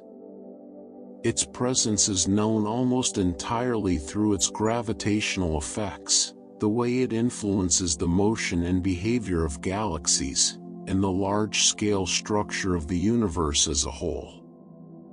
And these gravitational effects are far from subtle. Dark matter-rich regions influence galaxy motions in ways that would be otherwise inexplicable, based purely on the visible matter observed within them. Galaxies rotate at speeds that simply shouldn't be possible, given the amount of visible mass they contain, their outer regions moving far too quickly to remain gravitationally bound, unless some additional, unseen source of mass is present, quietly holding everything together. That unseen mass, scientists believe, is dark matter, an invisible scaffolding, woven throughout and around galaxies, shaping their structure and motion from behind an impenetrable veil of invisibility. We cannot see it directly.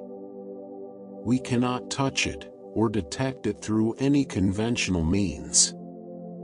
And yet, its influence is written clearly across the motion of galaxies throughout the observable universe, a silent, unseen hand, quietly shaping the cosmos on the largest scales imaginable. As this eighth set of facts comes to a close, we've journeyed through the blinding intensity surrounding quasars and blazars, through galaxies slowly consuming their neighbors, and colliding together across billions of years, through stars flung entirely out of their galactic homes, and finally, into the quiet, invisible presence of dark matter itself, shaping the universe from somewhere just beyond our ability to see. We are drawing very close now to the final stretches of this long, slow journey together. Only a small handful of facts remain, carrying us toward the very edges of what we currently understand about the universe, and its most far-reaching mysteries. For now, let this eighth collection settle quietly in the mind, as we continue drifting forward, gently, into the next 10.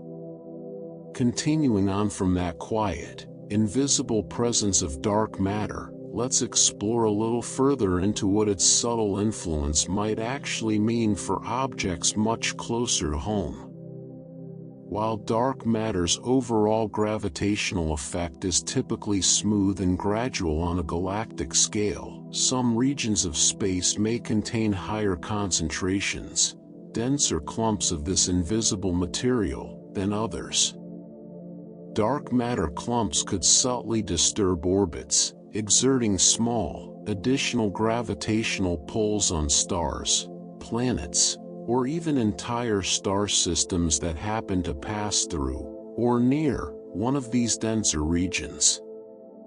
Because dark matter cannot be directly observed, these clumps would remain completely invisible, detectable only through their gentle, gravitational influence on the motion of nearby visible objects.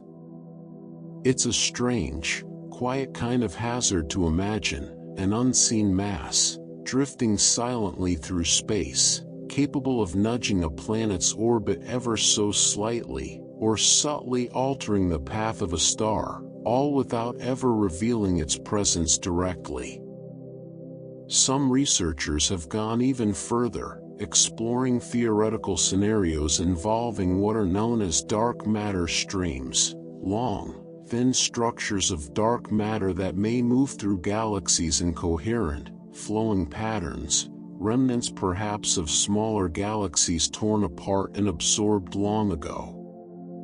Dark matter stream intersections remain theoretical hazards, regions where two or more of these invisible streams might overlap or cross, potentially creating localized areas of increased gravitational influence. It's important to note that this remains a genuinely theoretical area of study, one still being carefully investigated and refined.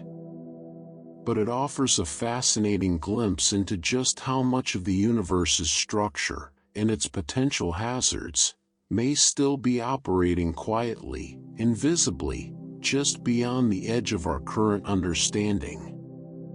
Let's move now towards something operating on an even grander scale, a mysterious gravitational anomaly known, quite fittingly, as the Great Attractor. Deep in space, roughly 200 million light-years from our own galaxy, lies a region exerting an extraordinary gravitational pull on everything around it, including our own Milky Way. The Great Attractor pulls galaxies across enormous distances, drawing entire clusters of galaxies steadily toward it, influencing the large-scale motion of matter across a vast stretch of the surrounding universe. What makes the Great Attractor particularly fascinating, and particularly mysterious, is how difficult it has been to observe directly. It happens to lie in a region of the sky largely obscured by our own galaxy's dense concentration of stars, gas, and dust, a section of sky astronomers sometimes refer to, quite descriptively, as the zone of avoidance. Because of this obstruction, the Great Attractor remains one of astronomy's great mysteries, its exact nature still not fully understood, even after decades of careful study. Scientists believe it likely represents an enormous concentration of galaxies and dark matter, a kind of gravitational hub within the surrounding cosmic landscape. But the finer details, its precise structure, its full extent, remain quietly obscured, tucked just out of clear view, behind the glowing curtain of our own galaxy's crowded disk. There's something quietly poetic about that. An enormous, powerful presence, influencing the motion of galaxies across hundreds of millions of light years, and yet remaining, in many ways, hidden from us, simply because of where it happens to sit relative to our own limited vantage point in the universe. From this vast, hidden concentration of matter, let's shift our attention towards something almost entirely opposite in nature, an equally vast region defined not by abundance, but by profound emptiness. The Boötes Void, sometimes referred to informally as the Great Nothing, is an enormous region of space containing remarkably few galaxies. The Boötes Void reveals an immense region with almost no galaxies, stretching across roughly 300 million light-years, an almost unimaginable expanse of space where the typical clustering of galaxies simply, quietly, fails to occur. To put this into perspective, if our own Milky Way happened to be located near the center of the Boötes Void, we would have had no knowledge of other galaxies' existence at all until relatively recent advances in telescope technology, simply because there would be so remarkably few galaxies nearby to observe.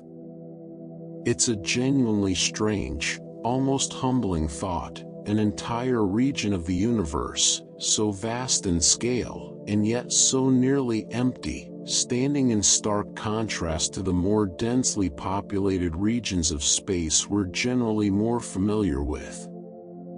The Boötes void belongs to a broader category of similarly vast, empty regions scattered throughout the universe, structures astronomers refer to collectively as supervoids.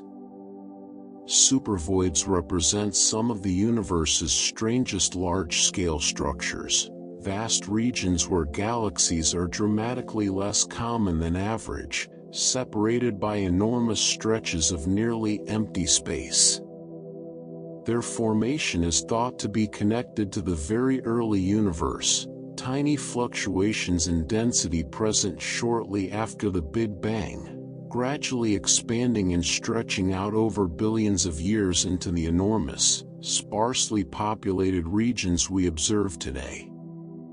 Supervoids offer scientists a valuable window into the universe's large-scale structure and its long, gradual history of formation, quiet, empty spaces that, paradoxically, help reveal quite a lot about how the crowded, galaxy-filled regions surrounding them came to exist in the first place. Not every galaxy within the universe, however, remains vibrant and actively forming new stars. Some galaxies, over time, gradually settle into a much quieter, more subdued existence. These are sometimes referred to as dead galaxies, and they illustrate environments where star formation has nearly ceased entirely. A dead galaxy typically still contains its existing population of stars, sometimes trillions of them, but has largely run out of the raw material, primarily cold hydrogen gas, needed to continue forming new stars going forward. Over immense stretches of time, the stars within a dead galaxy continue quietly aging and eventually dying, one by one, without new stars forming to replace them. Gradually, over many billions of years, a dead galaxy grows dimmer and dimmer, its light slowly fading as its stellar population steadily diminishes, a slow, quiet kind of ending, playing out gradually across a length of time almost impossible to fully comprehend. Let's turn now, gently, toward a broader reflection on some of the universe's more elusive, harder to categorize dangers, the ones that resist easy explanation or clear observation. Throughout this entire journey, we've encountered a recurring theme, quietly woven through many of the facts we've explored. Some of the universe's greatest dangers cannot be seen directly at all. Invisible space killers remind us that some hazards cannot be seen directly, whether we're speaking of dark matter's silent gravitational influence, rogue black holes drifting undetected through space, or radiation streaming invisibly across the vacuum between stars. It's a humbling pattern to notice, now that we've traveled so far together through this exploration. So much of what makes the universe genuinely dangerous isn't loud, or bright, or dramatic in any visible sense. It's quiet, hidden, operating just beyond the reach of our instruments, our telescopes, our current scientific understanding, revealing itself only gradually, through subtle clues and careful, patient observation. And this leads us, naturally, toward a broader category of cosmic puzzles that continue to challenge astronomers even now. Unexplained space anomalies continue challenging astronomers, representing observations and phenomena that don't yet fit neatly into our current understanding of physics or astrophysics. Some of these anomalies may eventually be explained through refinements in existing theories. Others may point toward entirely new physics, concepts and processes not yet imagined or understood at all. It's a genuinely exciting, if quietly unsettling thought to consider. Even after centuries of careful observation and study, the universe continues to surprise us, continues to present phenomena that defy easy explanation, inviting each new generation of astronomers to look a little closer, question a little further, and remain humble in the face of just how much remains still unknown. One particularly strange category of these unexplained anomalies involves something that sounds almost impossible to imagine. Stars, quite simply, disappearing. Vanishing stars remain one of astronomy's strangest mysteries. In certain rare, carefully documented cases, astronomers comparing older and more recent survey images of the night sky have identified stars that appear to have simply vanished, present in older observational records, yet completely absent from more recent ones, with no supernova, no visible explosion, no obvious explanation recorded at all.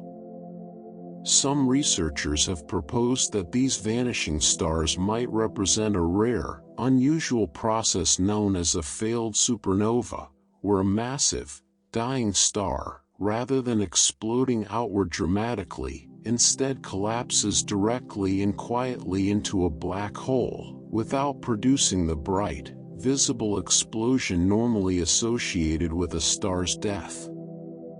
If true, it would mean the star didn't simply disappear in some inexplicable way, but instead transformed, quietly and almost invisibly, into one of the very objects we've spent so much time exploring throughout this journey.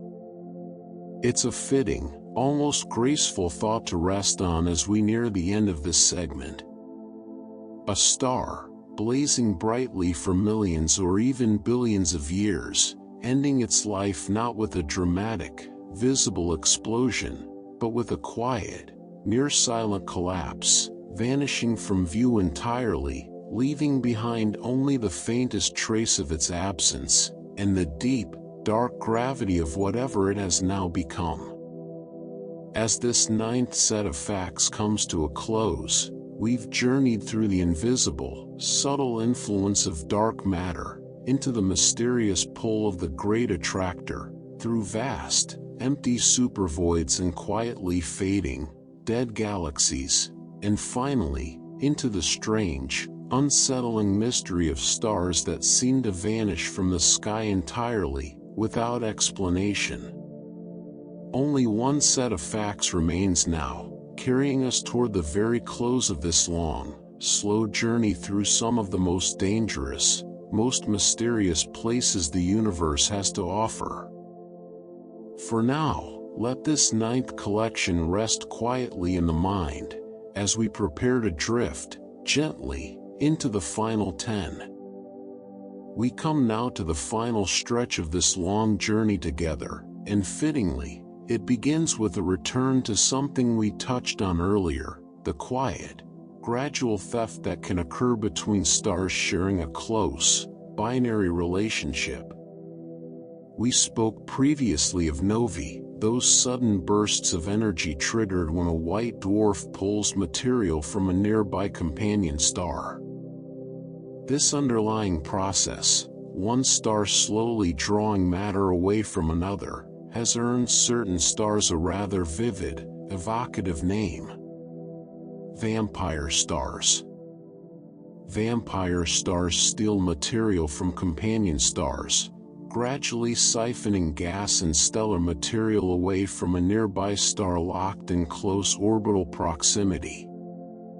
Over time, this slow transfer of mass can dramatically alter both stars involved, the vampire star gradually growing more massive and more luminous, while its companion slowly loses mass, sometimes shrinking, sometimes having its outer layers stripped away entirely, its own life cycle forever altered by the presence of its hungry stellar neighbor.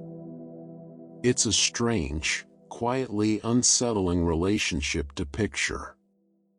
Two stars, bound together by gravity for what may be millions of years, one slowly, steadily drawing life and material away from the other, a patient, cosmic kind of consumption, playing out gradually across timescales far beyond anything we could ever witness directly. Let's turn now toward another strange, still largely theoretical object, one that pushes even beyond the extremes of the neutron star we explored earlier in our journey.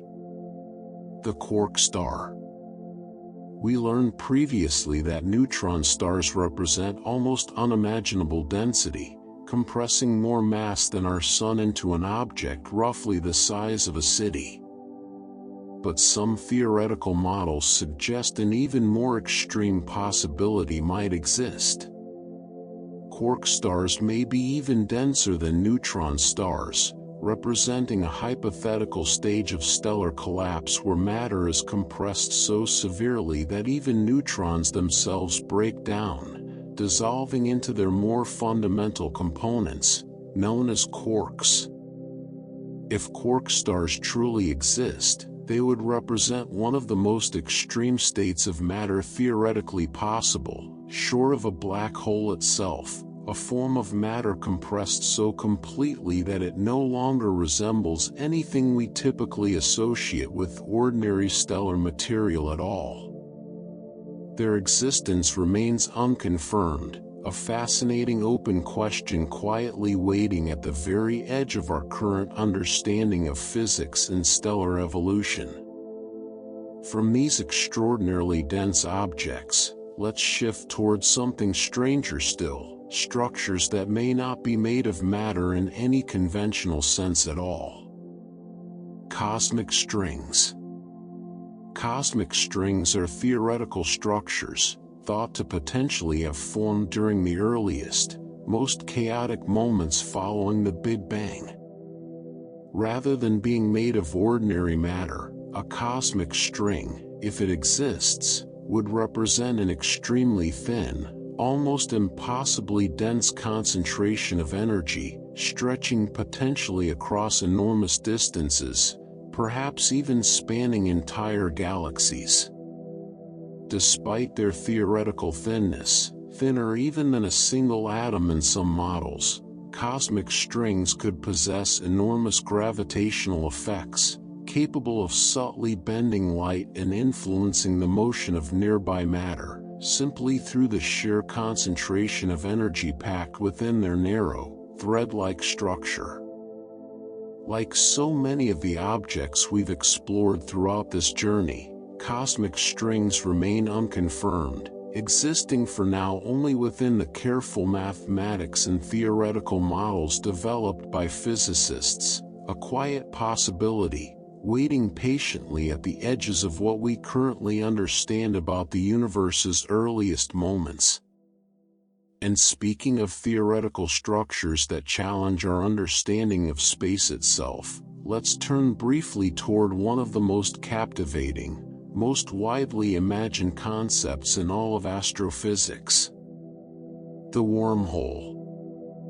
Wormholes remain speculative but potentially unstable spacetime structures, theoretical passages that could, in principle, connect two distant points in space and time through a kind of shortcut, bypassing the enormous distances that would otherwise separate them.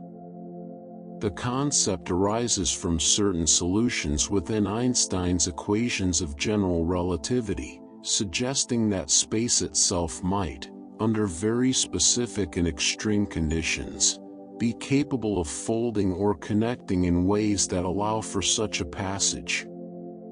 However, most theoretical models suggest that even if wormholes do exist, they would likely be extraordinarily unstable, prone to collapsing almost instantly, long before anything could realistically pass through them.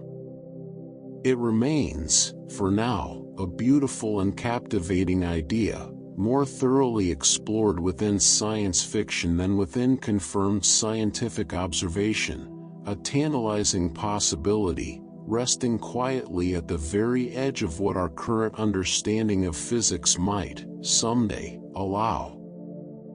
Let's continue further still into the realm of theoretical extremes, toward an object connected to some of the deepest, most fundamental questions in modern physics.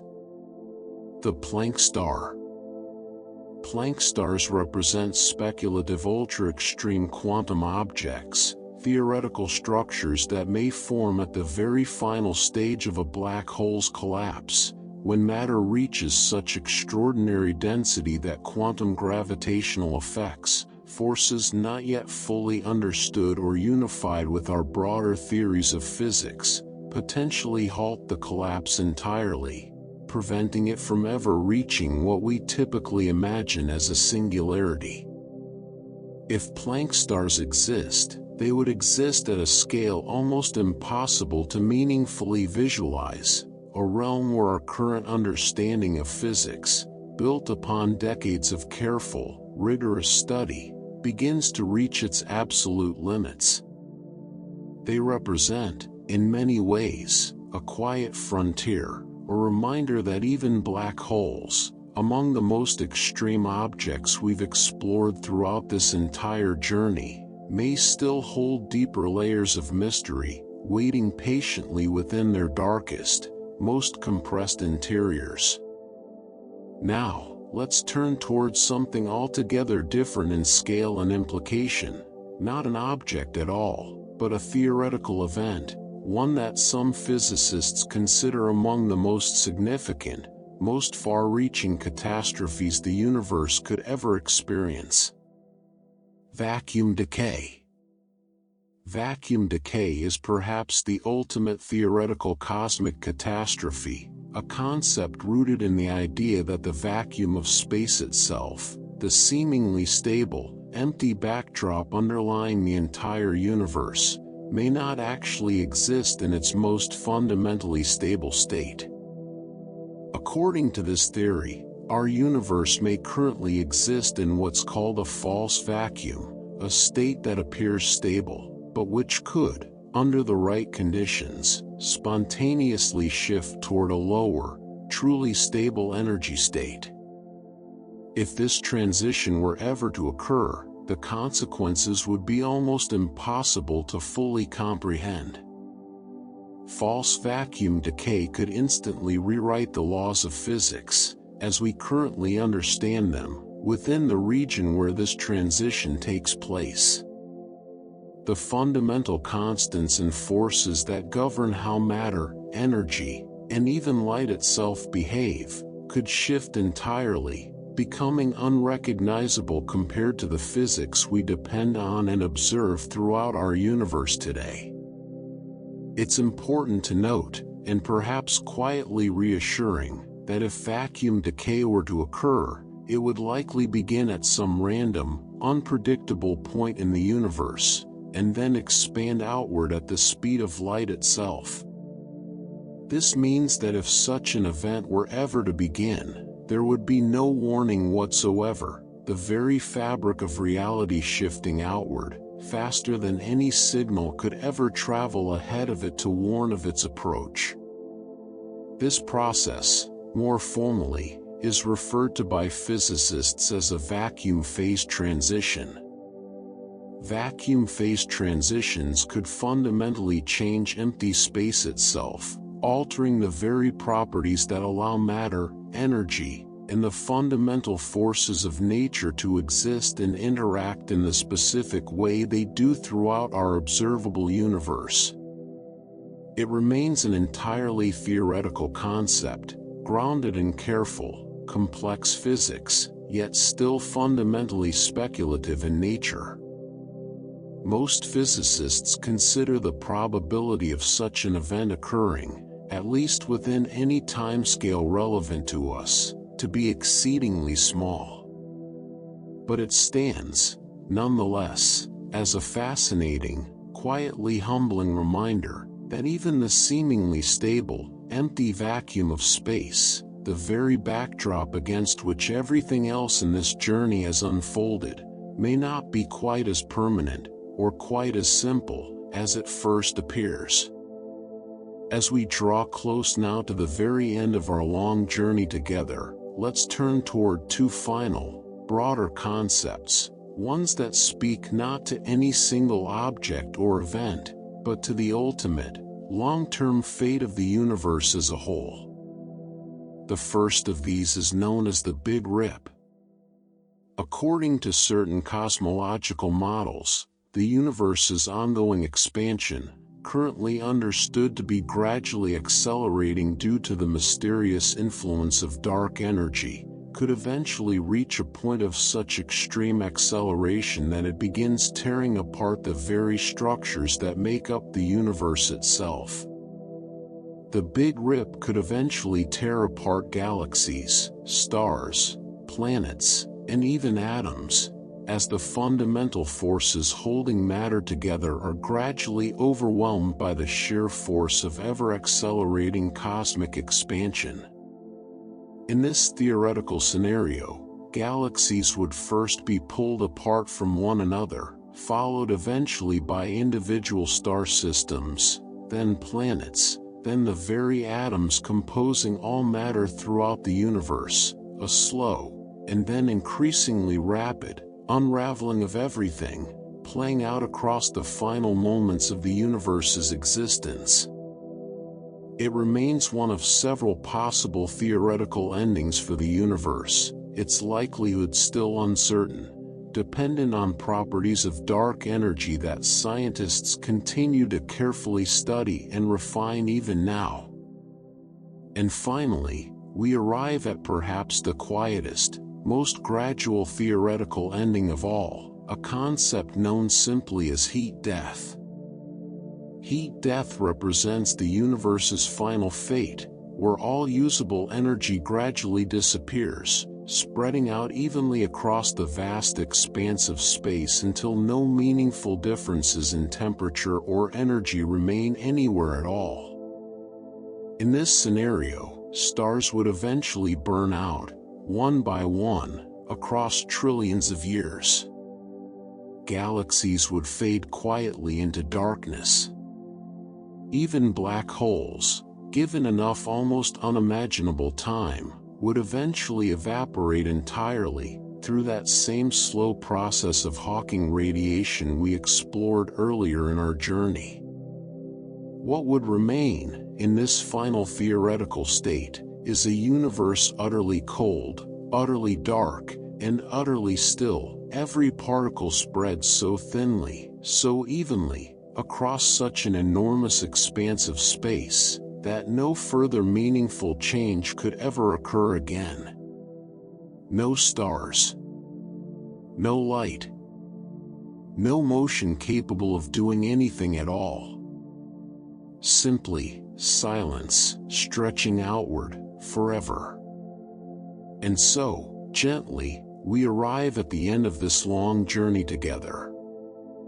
Over these 10 segments, we've traveled from the quiet vacuum surrounding our own planet, through the volatile energy of our sun, out past the asteroid belt and into the realm of comets arriving from the very edges of our solar system. We've encountered toxic worlds and rogue planets, drifting alone through endless darkness. We've witnessed the violent deaths of massive stars, giving rise to neutron stars, pulsars, and magnetars, each one stranger and more extreme than the last.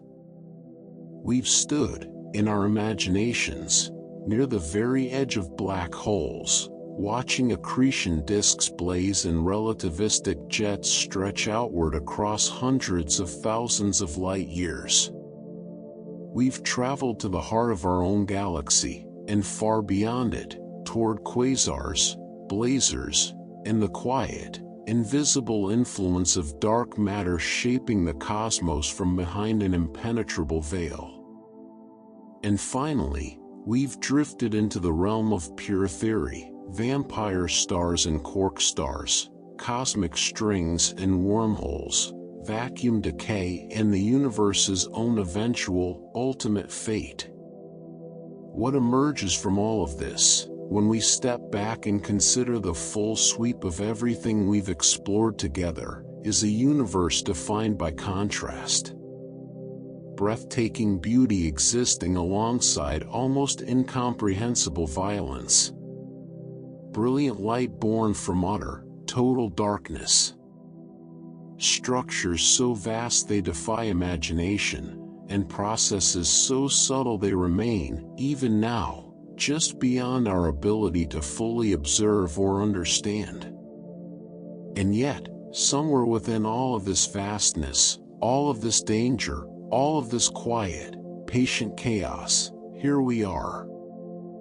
On a small, relatively quiet planet, orbiting a stable, unremarkable star, tucked safely away in a peaceful corner of a vast and ancient galaxy.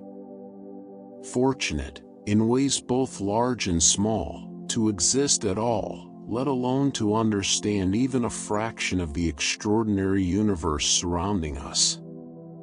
As this long exploration finally comes to a close, let these 100 facts settle quietly into the mind, not as sources of worry, but as quiet reminders of just how remarkable it is to simply be here, safely, gently, beneath a sky filled with wonders we are only beginning to understand. Rest well.